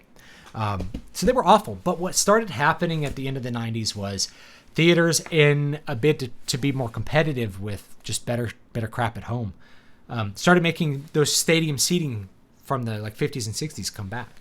So all the theaters remodeled so that they had stadium seating. So you could sit in the chair and the next chair was below yours and you could just see the screen. You're like, this is great. I can just see the movie. I don't have to look around some lady's hair. And in the 80s, everyone had big hair. So it was like trying to look around, huge hair as well. It was awful. Going to the movies in the 80s was pretty much an awful experience. I've always considered the 1970s auteur era somewhat overrated. I prefer the old studio era. The Hays Code years in particular were especially great. Each one has their own flavor. So movie buffs tend to, I think, overrate the auteur era. And I think people who are really into blockbuster stuff tend to just look at it as nihilistic garbage all the way around. And there's always a little bit of a mix there. Like a lot of the stuff from the 80s, like we look at the 80s, like the 80s was like the era of great, just like action movies, but a good portion of them were just garbage. Let's be honest. Most movies in the 80s were pretty bad. And it wasn't until the 90s, again, when it felt like there was a lot of really good blockbusters that were like, these are legitimately great movies as well as being blockbusters. So got to remember that too. There's always a mix. Do you guys get many trick-or-treaters? We don't get as many in my neck of the woods. We get tons. So my neighborhood goes freaking crazy. I don't know how many we're going to get this year. It's 2:30 where I'm at, so they may start showing up in about 30 minutes. And one street over, there's like a park, a street over for me, because I'm on a residential street, but across the street from me, it's a dairy and an orchard. So there's no more. It's a little tiny town, so there's no more town after me. You go one over, and it's like a square from the 50s. That's how they built this little area here, and it was crazy last year. There was thousands of people just packing the square, trick-or-treating. You had to have like 4 bags of candy, like giant bags of candy from Costco to just give out to people. People go crazy around here for Halloween. So I'm still expecting a lot, but not as many as last year. My cousin got scared and ran out of Jurassic Park, apparently. I saw it with my mom, and she was like grabbing me and screaming at the whole time. Ah, ah, ah. She does that during movies, and it would drive my dad nuts. But she would do that. She'd go, no, no, no. And it was, it made the experience to me, I'm looking back, I'm like, no, it makes the movie more exciting to go with someone. And my mom did that again when we saw Jurassic World. I think my wife was pregnant when we saw Jurassic World, and she was just screaming the whole time. I enjoyed Jurassic World, though. I thought it was a great kind of pulpy version of Jurassic Park. And I thought, what's his name? And it was really a fun and good acting choice. He really milked the part really good. I didn't watch the second one, though. You do your part to turn Cali red this election. Yeah. California used to be a very secure Republican state, guys. But what happened was you just let in tons of immigrants, and you have to say that you're a U.S. citizen to vote, but there's no citizenship check. So we have tons of illegal aliens that just vote. There's no actual voting requirement. I tell this to people. It's like, well, you have to be a citizen to vote. I'm like, no, you don't. Legally, you're breaking the law, but there's nothing stopping you, and no one checks. So it's not like they go through the voting records and they're like, you know what, Manuel Rodriguez, let's go look up this Manuel Rodriguez and see if he actually is a naturalized citizen or if he is an immigrant. They don't do that, right? So if you want to vote, you just vote. You can vote a couple times if you want to. What's going to stop you, right? So I think someone figured out mathematically, if it were not for people, immigrants admitting that they voted illegally, Donald Trump would have won California in the last election, right? If it were not for immigrants voting illegally, Donald Trump would have won California. That's how red California actually is. Once you like people who haven't really spent time here, don't realize how big the state is. I've had friends from other places in the world. They're like, I'm in San Diego. And it's like, wow, San Diego is a great town. They're like, well, do you want to hang out? I'm like, San Diego is 8 hours away from where I am at, if I actually drive and haul ass. What? I'm like, and it's like, you must be on the other side of the state. It's like, nope. If you want to get to the other side of the state, you got to drive 12 hours north. This state is huge physically and full of people. So once you get outside the Bay Area, you're going to drive, if you're ever in San Francisco, just drive east for 30 minutes and you'll see just the end of city. And then it's like, buddy, you're in Trump country now. Even the Mexicans here like Trump. That's how it is. There's more Trump signs out right now. I have next door neighbors that are into Joe Biden. I think they're the only people in the neighborhood that rent. Everybody else is a homeowner. Even like the hippies who smoke pot down the street all the time. They're like Trump. That's where it's at. So once you step outside those cities and get out in the country, it's a huge difference between the urban and the rural. You look at that election map of like by counties and you see California's red, except for like LA, San Francisco, and part of San Diego. The other far-right strategy is suppress voters. Be alive, be a citizen, and have proof of these things. Yeah, I mean, LBJ had dead people voting for him from the grave. I think that was pretty much proven. He also cheated my family out of like millions of dollars. This is now 70 years under the bridge, I guess. But, Democrats in Texas, I got some bad blood with them.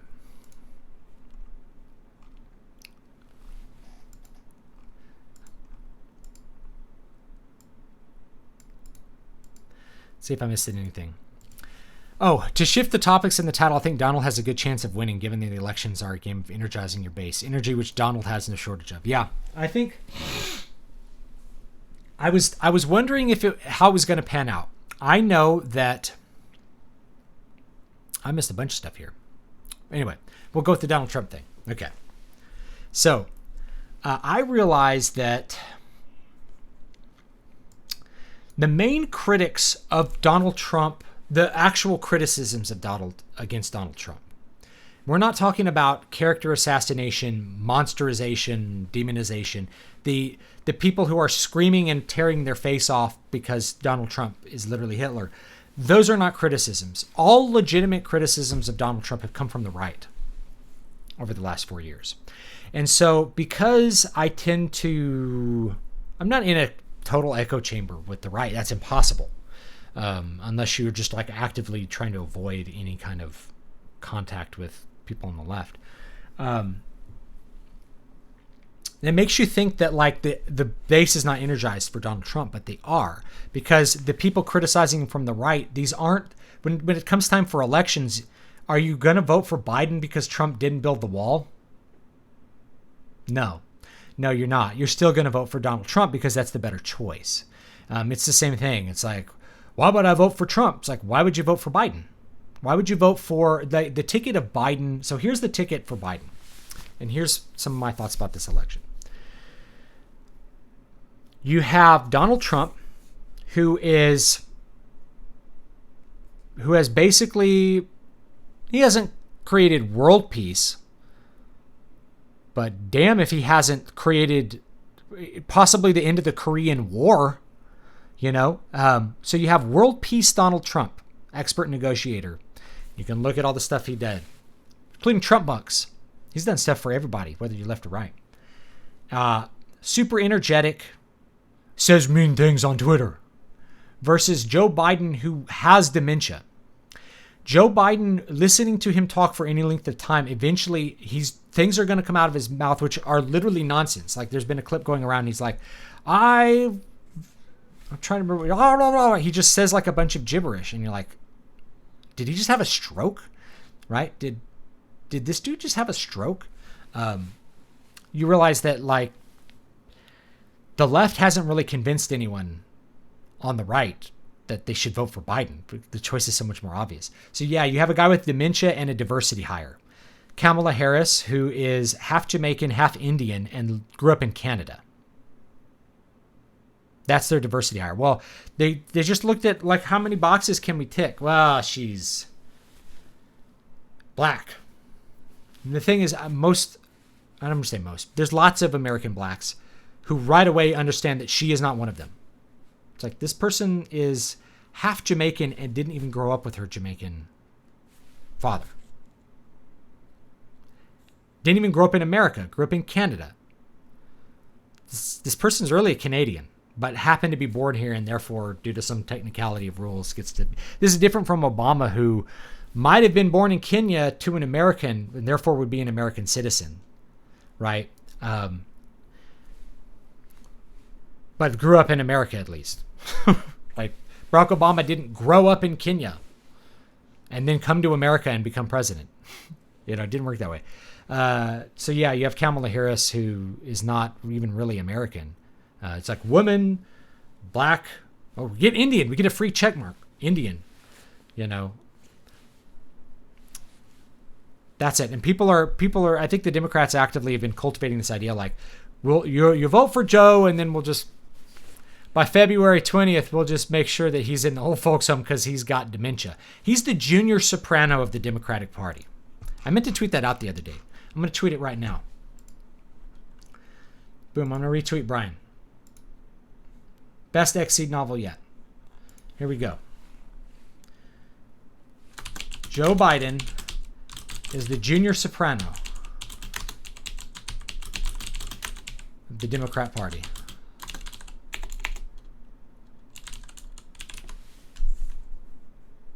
Yeah.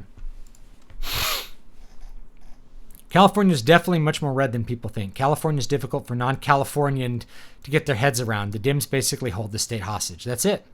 Like, and all of the productivity, like in the Central Valley here, is always coming through the right. Mm-hmm. That's how it is. So anyway, I look at this election, I'm like, that's the choice. And so there's going to be plenty of people who are like, they will vote for a person with dementia because it's not Donald Trump. It doesn't matter what Donald Trump did or didn't do. They would never vote for him ever. So every election is about trying to capture people who are willing to go to the polls and vote one way or the other. If you capture more of those people, you win the election. There's people who are never going to vote for Donald Trump.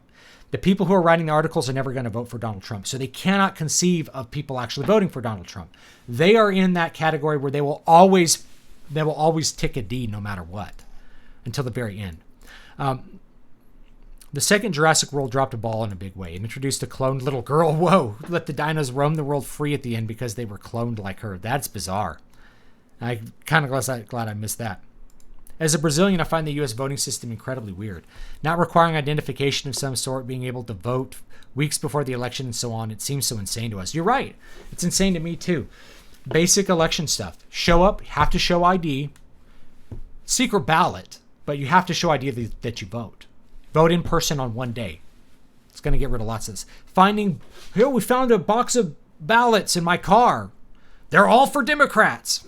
Amazing. It was like when they were recounting Bush back in the 2000 election.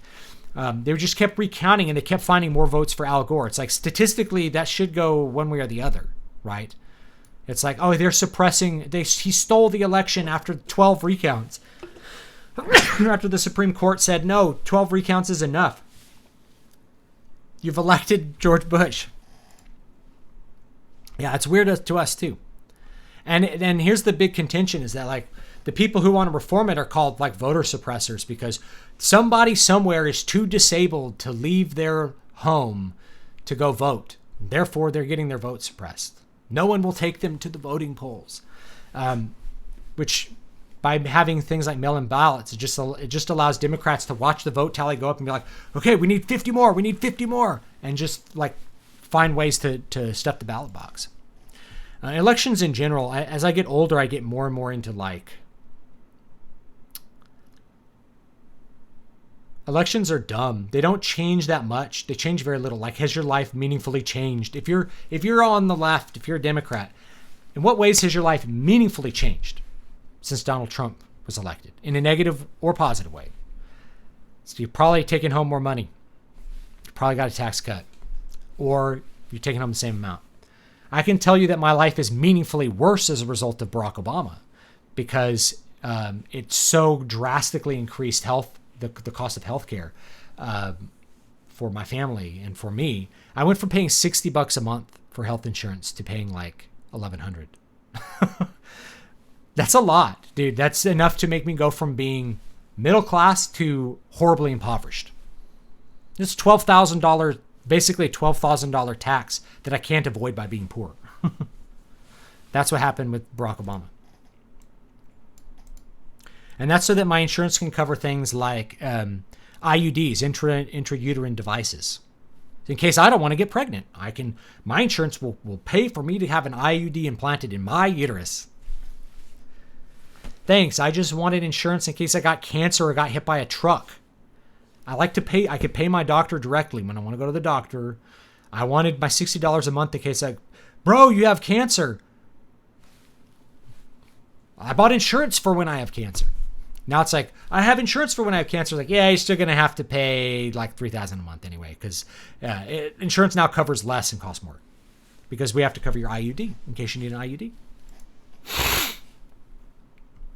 I recently found out there's an old Scottish prayer that goes, from ghoulies and ghosties and long-legged beasties and things that go bump in the night, good Lord, deliver us. And I try to do that in a Scottish accent. From ghoulies and ghosties and long-legged beasties and things that go bump in the night, good Lord, deliver us. Here in Iowa, you have to show ID and all the stuff you should do for votes. That's good. We need more of that in California. My healthcare got more expensive because of Obama. It makes me sick when I see people who love him. You know, are you in Australia? Has has been, is now 89. I think in Australia you're required to vote. And I actually, I'm against requiring people to vote because I think it creates weird spoiler effects. It doesn't get people involved. It's like, I did this as a demonstration for one of my classes a long time ago. I'm like, I'll just tell you why I don't believe everybody should be forced to vote. I'm like, okay, we're going to have dinner now. You have to eat the meal that we're going to decide, but we're going to vote on it. Everybody gets the same meal, but we get to vote. Do you want liver and onions, or do you want liquefied catfish? And people are like, what? I'm like, you have to eat it no matter what, but you get to choose which one you eat.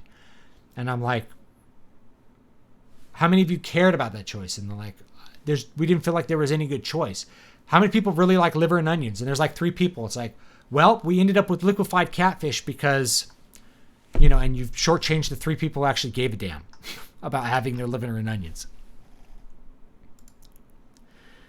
Voting is stupid. Democracy is fake and gay. As I get older, I'm more like that. I would love to have philosopher kings, but mankind is a fallen race, so it doesn't work that way. The best you can have is imperfect rulers ruling over imperfect people, doing the best that they can. And in general, I think if you're tending towards more freedom, you get more prosperity. And if you're tending towards less freedom, you're going to get less prosperity. So there's an argument for freedom. And in general, you cannot micromanage the lives of people into virtue either. So you just create the best situations that you can as a culture and politically as well. But mostly as a culture. Yeah, see, Kaniff likes liver and onions. So the 3 people in class who like liver and onions, they have to eat liquefied catfish. Thanks, everybody who voted and was forced to vote. Thanks, guys. I respect an honest enemy more than a dishonest one. Me too.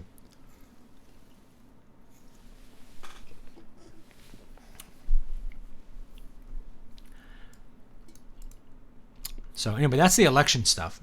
We already did NaNoWriMo. We're starting to get kind of on in this. Yeah, so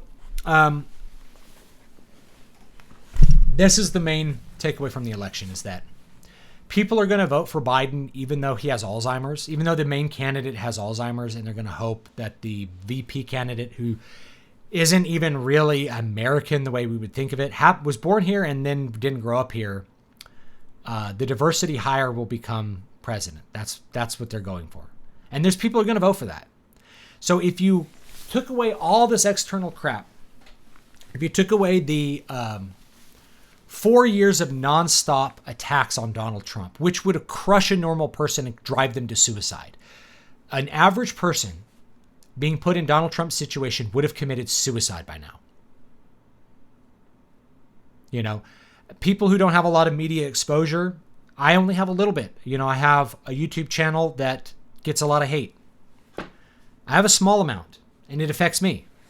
Imagine having 1 million times more than that. To where anytime you were to turn on the TV or open up the internet, people are saying that they hate you, want you dead, and that you should kill yourself. Your average person is going to collapse under that kind of pressure and become suicidal. So Donald Trump has dealt with pressure that would make a normal person commit suicide. And if we took that away, and you were just looking at man versus man, I don't see how any sane person could actually pick Joe Biden. If you're like, let's say you were electing a king. It's like, this person's going to be king for the next 4 years and order the kingdom. It's like, would you pick someone who has Alzheimer's? Who also has a long history of corruption? Who's proven that he, has been in bed with various foreign leaders through his son? His son, who is at least in the Nietzschean sense, a bad man? Or would you pick, would you pick Donald Trump? Would you pick a billionaire who everybody loved 15 years ago when he was a reality star? If you took away the 4 years, really 5 years of nonstop attacks on him, people should love Donald Trump. The left should love him. They loved him 15 years ago. They only stopped loving him because there was a concerted effort to destroy him because of what a threat he was. And I think it's a credit to Donald Trump that he is still alive and kicking and still at least dishing out the words on Twitter, if not, doing lots of things behind the scenes to enact the change that people on the right really hope he would enact. Man, I have more respect for Donald Trump by the day because he's still alive. A smaller voter base that cares about what they are voting for is better than a big voter base that doesn't. I think that as well. The funny shit is that Kamala got about 1% of the vote during the primaries. Even the Democrats hated her. Yeah, and I felt like I kept getting these messages from blacks in the media that they really hated her. Like they viewed her as part of the problem, part of the system that was locking up, innocent black men in different cases. And she's done that. She's kept people locked up even after they were acquitted. I think Mike Cernovich dug up a couple cases of that. And yeah, there is a Discord. Actually, I'll just copy it. I'm not on it a lot. I'm on it from time to time. I check it. I'll chat more in it as we go. I don't like Discords. They're a point of weakness. So I'll just tell you, like, be on good behavior in a Discord. If it was like a big, and it's not official, like I'm not endorsing it or anything. If it was like, this is my Discord, because I've seen this happen to YouTubers. People get the Discord info, they go on it, and they start spamming things like child pornography. And then that ends up being like, oh, his Discord's full of child porn. It's like, well, somebody decided to get that Discord taken down by spamming child porn in it. It's the same thing that they did to Gab. Gab.ai, you had people who hated Gab and wanted it to go away, hopping on the platform and sharing child pornography in order to get it deplatformed from server deplatforming. It's crazy.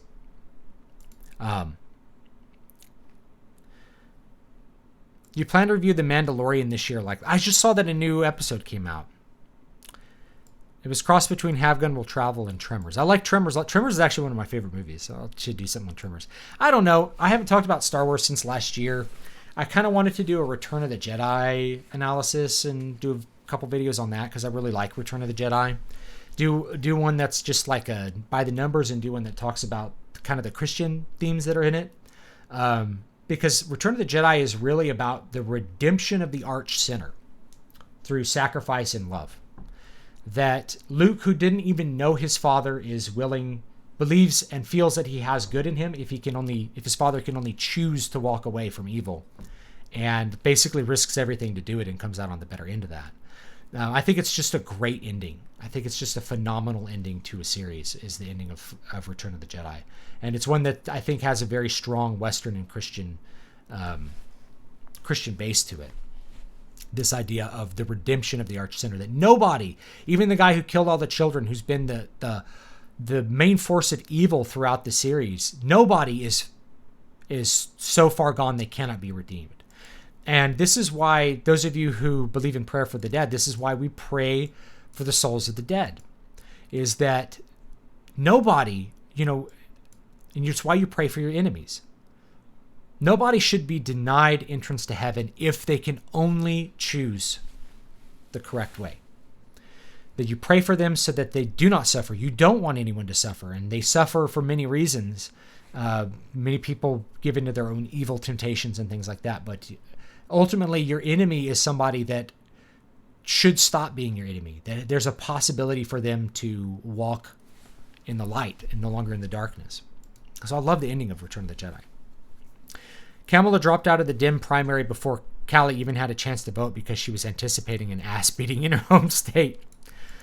Donald Trump ran as a Republican too, so that probably had a hand in leftists liking him. He's really, politically, he's more like a Democrat from like 30 years ago, which most people should like. He's anti-war. People, I don't know where all these anti-war Democrats from 15, 20 years ago are. They're certainly not voting for the guy who's brokering world peace. Kamala Harris is a psychopath. Hollywood could do a Screwtape Letters movie and cast her as a female Screwtape. That's why Disney deconstructed it. Yeah. Return of the Jedi is my favorite Star Wars movie. Too bad too many morons complain about Ewoks. Yeah, I love Ewoks. I think Ewoks were in George Lucas's original draft of the original movie, not as Ewoks. They were called Jawas in the original draft. But they were kind of monkey creatures like baboons. But it's this idea of the noble savage. He always wanted that the it's kind of like the kind of like hobbits in Lord of the Rings, that it's the people that are viewed as below the notice of the empire that help rise up and destroy it. The people that are close to nature, that are in tune, that are savage, basically, are the people that can rise up and destroy the mechanized empire. There's such a great contrast there. And you don't have to believe in the myth of the noble savage to understand why that's a strong storytelling device. And I think it really is. And he always liked it. He always wanted it. He even used it to a certain extent in Willow. Willow kind of transcribes a lot of the stuff from The Hobbit and The Lord of the Rings, that these little people are the ones who make big changes, that you don't have to be big and strong to have a meaningful impact on the world. And that's the Ewoks. They're not big and strong. They're little furry teddy bear guys that look like Shih Tzus. They're little walking Shih Tzus. They're adorable. Ata! I love the Ewoks. I love them. I don't care. I unironically like them. What are your thoughts on Tulsi Gabbard? I could see her being a center Republican, actually. I could see her switching parties. It depends. If the Democrats, after this election, if the Democrats win, they are going to go, I don't even know, even if they win or lose. I think they're going to go really even more strongly in the woke direction. I think they're going to double, triple, quadruple down on identity politics, feminism, all the wokeness. And so because Tulsi Gabbard is not that, she's not going to have a place in the Democratic Party, which means she could switch parties or be a kind of lefty Republican, like an economic lefty Republican that otherwise is, fairly conservative on things like, social justice system, education, things like that. I could see her switching sides. She certainly is attractive physically. And so that has a lot going for her. And I'm not just saying that. Like, looks matter. So if she looks really good, people pay more attention to her. For those of us that slacked off and didn't outline in time for NaNoWriMo, are there any other good ways to take advantage of the coming month? You can outline now. I don't take more than like a couple hours to outline an entire book. So do that tonight. Do that tomorrow. Take day one and think up a story. Here's what you need to outline a book for NaNoWriMo. You need a conflict. You need something that has to be resolved. And you need a protagonist who's going to be able to do it, and you don't even need an antagonist really, but you need a protagonist who's going to be able to do it. If you can think of that, you have the basis for a story, and then it's just adding the seasoning. So let's say your conflict, it could be like a survival story. Hard-nosed astronaut Jim Michaels. That's my character, Jim Michaels. He's stranded on an alien planet and has to survive because what's going to kill him? There's a giant moon monster that's going to kill him. Well, now you basically have an iteration of a story that's been told a bunch of times. The bear's coming to kill you, and you have to figure out how to defend yourself. It's like The Edge, right? And then you just add some seasoning. Oh, he's there. He's stranded with the beautiful woman who is injured. And does he leave her behind to be eaten by the monster, or does he find some way to save her and take her with him? Well, now the story is getting more interesting. Wow, how's he going to save this person from this? They're running out of oxygen. Boom, put some more seasoning. Add some more tension. Running out of oxygen. We have to make it, but we've discovered an abandoned base. Pulling something from, God, what was that movie with Vin Diesel? Pitch Black. Found an abandoned base. If we can get there, we can get our oxygen. But she's injured, and he has to physically carry her. So he has to come up with all kinds. He's got a bunch of barriers to his goal of escaping the planet and escaping the monster. That's what you need to form a story. I've just outlined a story for you right now, just starting with something basic and a setting. You can take something like The Edge and change the setting to an alien planet, a moon. And once the sun sets, it'll get so cold they won't be able to continue on. They're running out of oxygen. The moon monster's coming. They get to the end. They get the oxygen. The sun sets. They think it's going to make the moon monster go to sleep. Turns out it makes him even stronger. They have to think of another way to blow him up. So they blow him up with the oxygen, like in Jaws, right? I'm just pulling crap from other stories, but all of a sudden it starts to sound more unique. And even though I'm pointing out where you can steal things, if you were to just write that story that I came up with, someone would read it and be like, this is really good. I was really worried about how they were going to get off this alien planet and escape the moon monster. There you go. So start outlining tonight and tomorrow, and then just start writing and see what you can do. And if you change your mind about something on the way, I always change like one or two things about my story as I'm writing it, because I come up with new ideas. And also through the process of writing the prose, I start to think like, wouldn't it be good if I just added this little thing in for this character? I feel like this character would have a great moment if this happened. And then I just kind of add in those little seasoning, those little flavors that make it unique. Conservatism is just progressivism going the speed limit.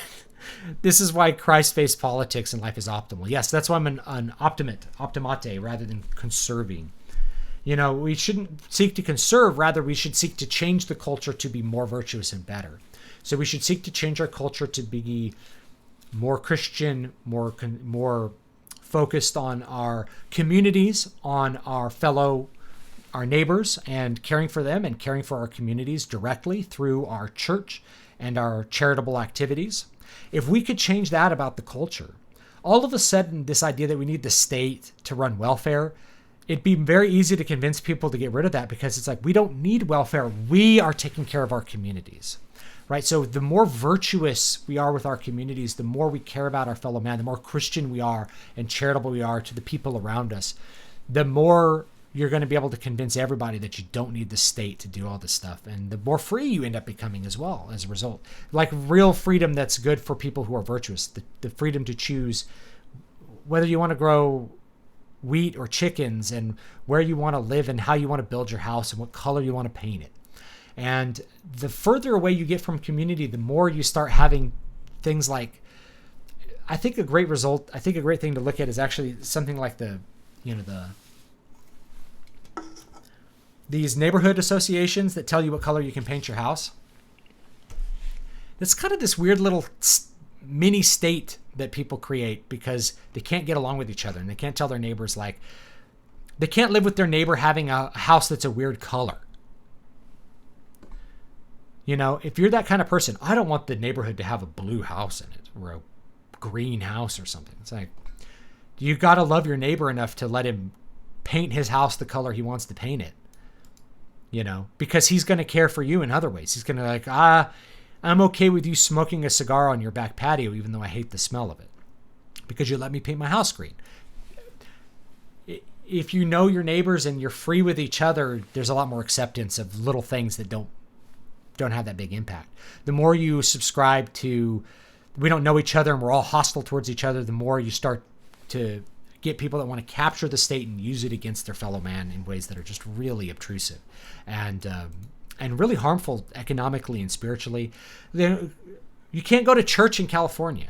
That's a political outcome. It's like the Democrats figured out a way to finally ban church. It's like, and that was, there's a virus. Now every time there's a virus, they have a precedent for banning church. There's always going to be some reason why they can say you can't go to church, because they don't want people to go to church. They hate people that go to church. They love it that churches are closed down. The only churches they want to exist are ones that have that rainbow flag. And even then, they're not really churches, because they don't respect the authority of Christ and the Bible. Otherwise, they wouldn't be that way. And they certainly don't respect the authority of apostolic descent or something like that, right? Anyway. So yes, conservatism is out. Optimate or optimate, that's in. The scene when Vader sees his son being tortured and turns on the Emperor has left an eternal print on my soul as a child. Yes, I remember that. And that's what he saw, is he saw his son sacrificing himself on his behalf, and it changed him. It absolutely it unshackled him from the darkness, as he was able to do what was right. The Ewoks were also going to eat Han, Luke, and Chewie. Yeah, they may be cute but are deadly. Do you believe Trump will win by more or less? I think he will win. I think Trump will win. I don't know, obviously, because I don't know what's going to happen. The more or less, who's to say? I think there's going to be massive voter fraud. So the question is whether he's going to win by enough to offset the massive voter fraud that's going to come from the Democrat Party. And I believe it's going to be way bigger than anything we've seen. Big enough that they might get caught this year. And if they get caught this year and he still wins, there's going to be some good fallout from that. I mean, major fallout, that we may be able to reform the election system so that we don't have that. So I don't know. I can't say more or less, because it may look like less, but it may be more because of voter fraud.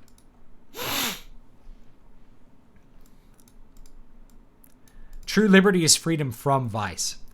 Well, it's everybody has some vices. Everybody has some vices. And so I don't view liberty as particularly like freedom from vice, but it's the freedom to choose how you are going to pursue virtue. Because once you take away the freedom to have some amount of vice, you also start reducing abilities of people to pursue virtue. That's why church is banned. Oh, well, I can't think of a better example of state overreach than you can't go to church. How are you supposed to know spiritual virtue if you can't go to church and have communion? If you can't hear your pastor or your priest tell you about virtue and tell you what's in the Bible, how are you going to be? That's a major setback. So freedom to pursue virtue also comes with it, at least to some extent, the capacity to have vice. I have my vices. I was drinking a Rockstar now. I probably have too much caffeine. Well, I don't think that because I may have a vice if I drink too much caffeine, no one should have caffeine, because some people can use it appropriately. And they can use that caffeine when they need to in order to pursue virtue. I need to be awake so I can finish my term paper and be a better student. Okay. I need to be awake so that I can do more work that accomplishes God's kingdom. Okay. The offset of that is maybe David Stewart drinks too much caffeine. It's the same thing with alcohol, right? Like we ban alcohol. Some people, it's like, I want to come home and have a glass of wine to help me relax and get in a better mindset. There's nothing wrong with that. I know I said sober October, try giving up beer. This is more just because people get habituated into drinking beer and don't really think about it. But, if someone wants to do that, that's their choice. And they're not being vicious. They're not engaging in a vice by having a glass of wine every once in a while. But what comes of that is that some people are going to abuse alcohol and they're going to be a drunk. So there's always going to be the possibility that somebody can do something negative when you give somebody freedom to use something. Everything has positives and negatives. So more freedom, generally, there's not always like, Brian Niemeyer, I don't know if he's still in chat, but he's made this point many times, is that what the left wants is not freedom as we think about it on the right. On the right, we think about freedom from the imposition of the state telling me how I should raise my children, what I should do, where I should go, what I should eat, what I should drink, etc., etc. Rather, the freedom of the left is just license to do whatever you want to do in the moment, to engage in whatever activity you want to in the moment. Hey, I want to have absolute license to do whatever I want without consequences. That is not freedom to me. If you choose to engage in risky behavior and then you end up with negative consequences, you should bear that responsibility. That responsibility should not fall on other people. So you cannot have any kind of freedom without also have responsibility. And at the same time, if you have actual community, that greater amount of freedom is always held in check by people talking and responding to each other. People keeping their neighbors and their friends in check a little bit more and saying, hey, Bill, you're drinking too much. I think you shouldn't drink as much. The more atomized we are, the more vices are just able to proliferate. The more freedom to do vice just becomes more vices. So you really can't have freedom without corresponding responsibility. That's really my libertarian philosophy there. And you cannot have freedom for any long period of time without some kind of mitigating social structure that helps people to engage in activities in the correct way and in a way that helps other people and is tolerable to their community. Like if somebody, my neighbor, I have a neighbor who smokes too much pot, in my opinion. If he does it inside on his own property, he's not smoking in front of my kids, he can do that. Right? His vice is contained. It's when he come if it would be if he were to come out to the park and smoking in front of kids and stuff, he'd start having a problem in this neighborhood. For sure. But whatever. If he does it on his own, that's his vice to deal with. He probably has other vices, and he probably has other virtues, too. If they get caught, it's not like anything will happen. What could anyone do? The Dems own half the government. No one's going to start a civil war over it. Yeah. Well, if they get caught and they don't have serious control over the government. There's more Republican control. They get caught and they win, there's no consequence. They get caught and they lose, there could be big consequences. But I don't think they can dismantle the party or something like that. It's just some people might go to jail.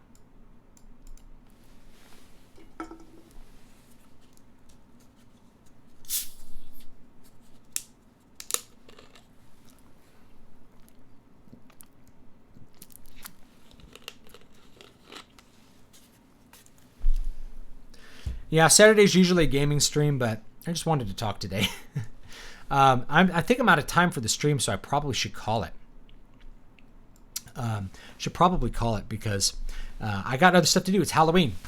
It's time to go on an adventure. Go trick-or-treating with my kid. So I'm going to call it here. I'm going to link the free book one more time, I think. And hopefully it works. Actually, I'll test it real quick. Make sure the download link is still open.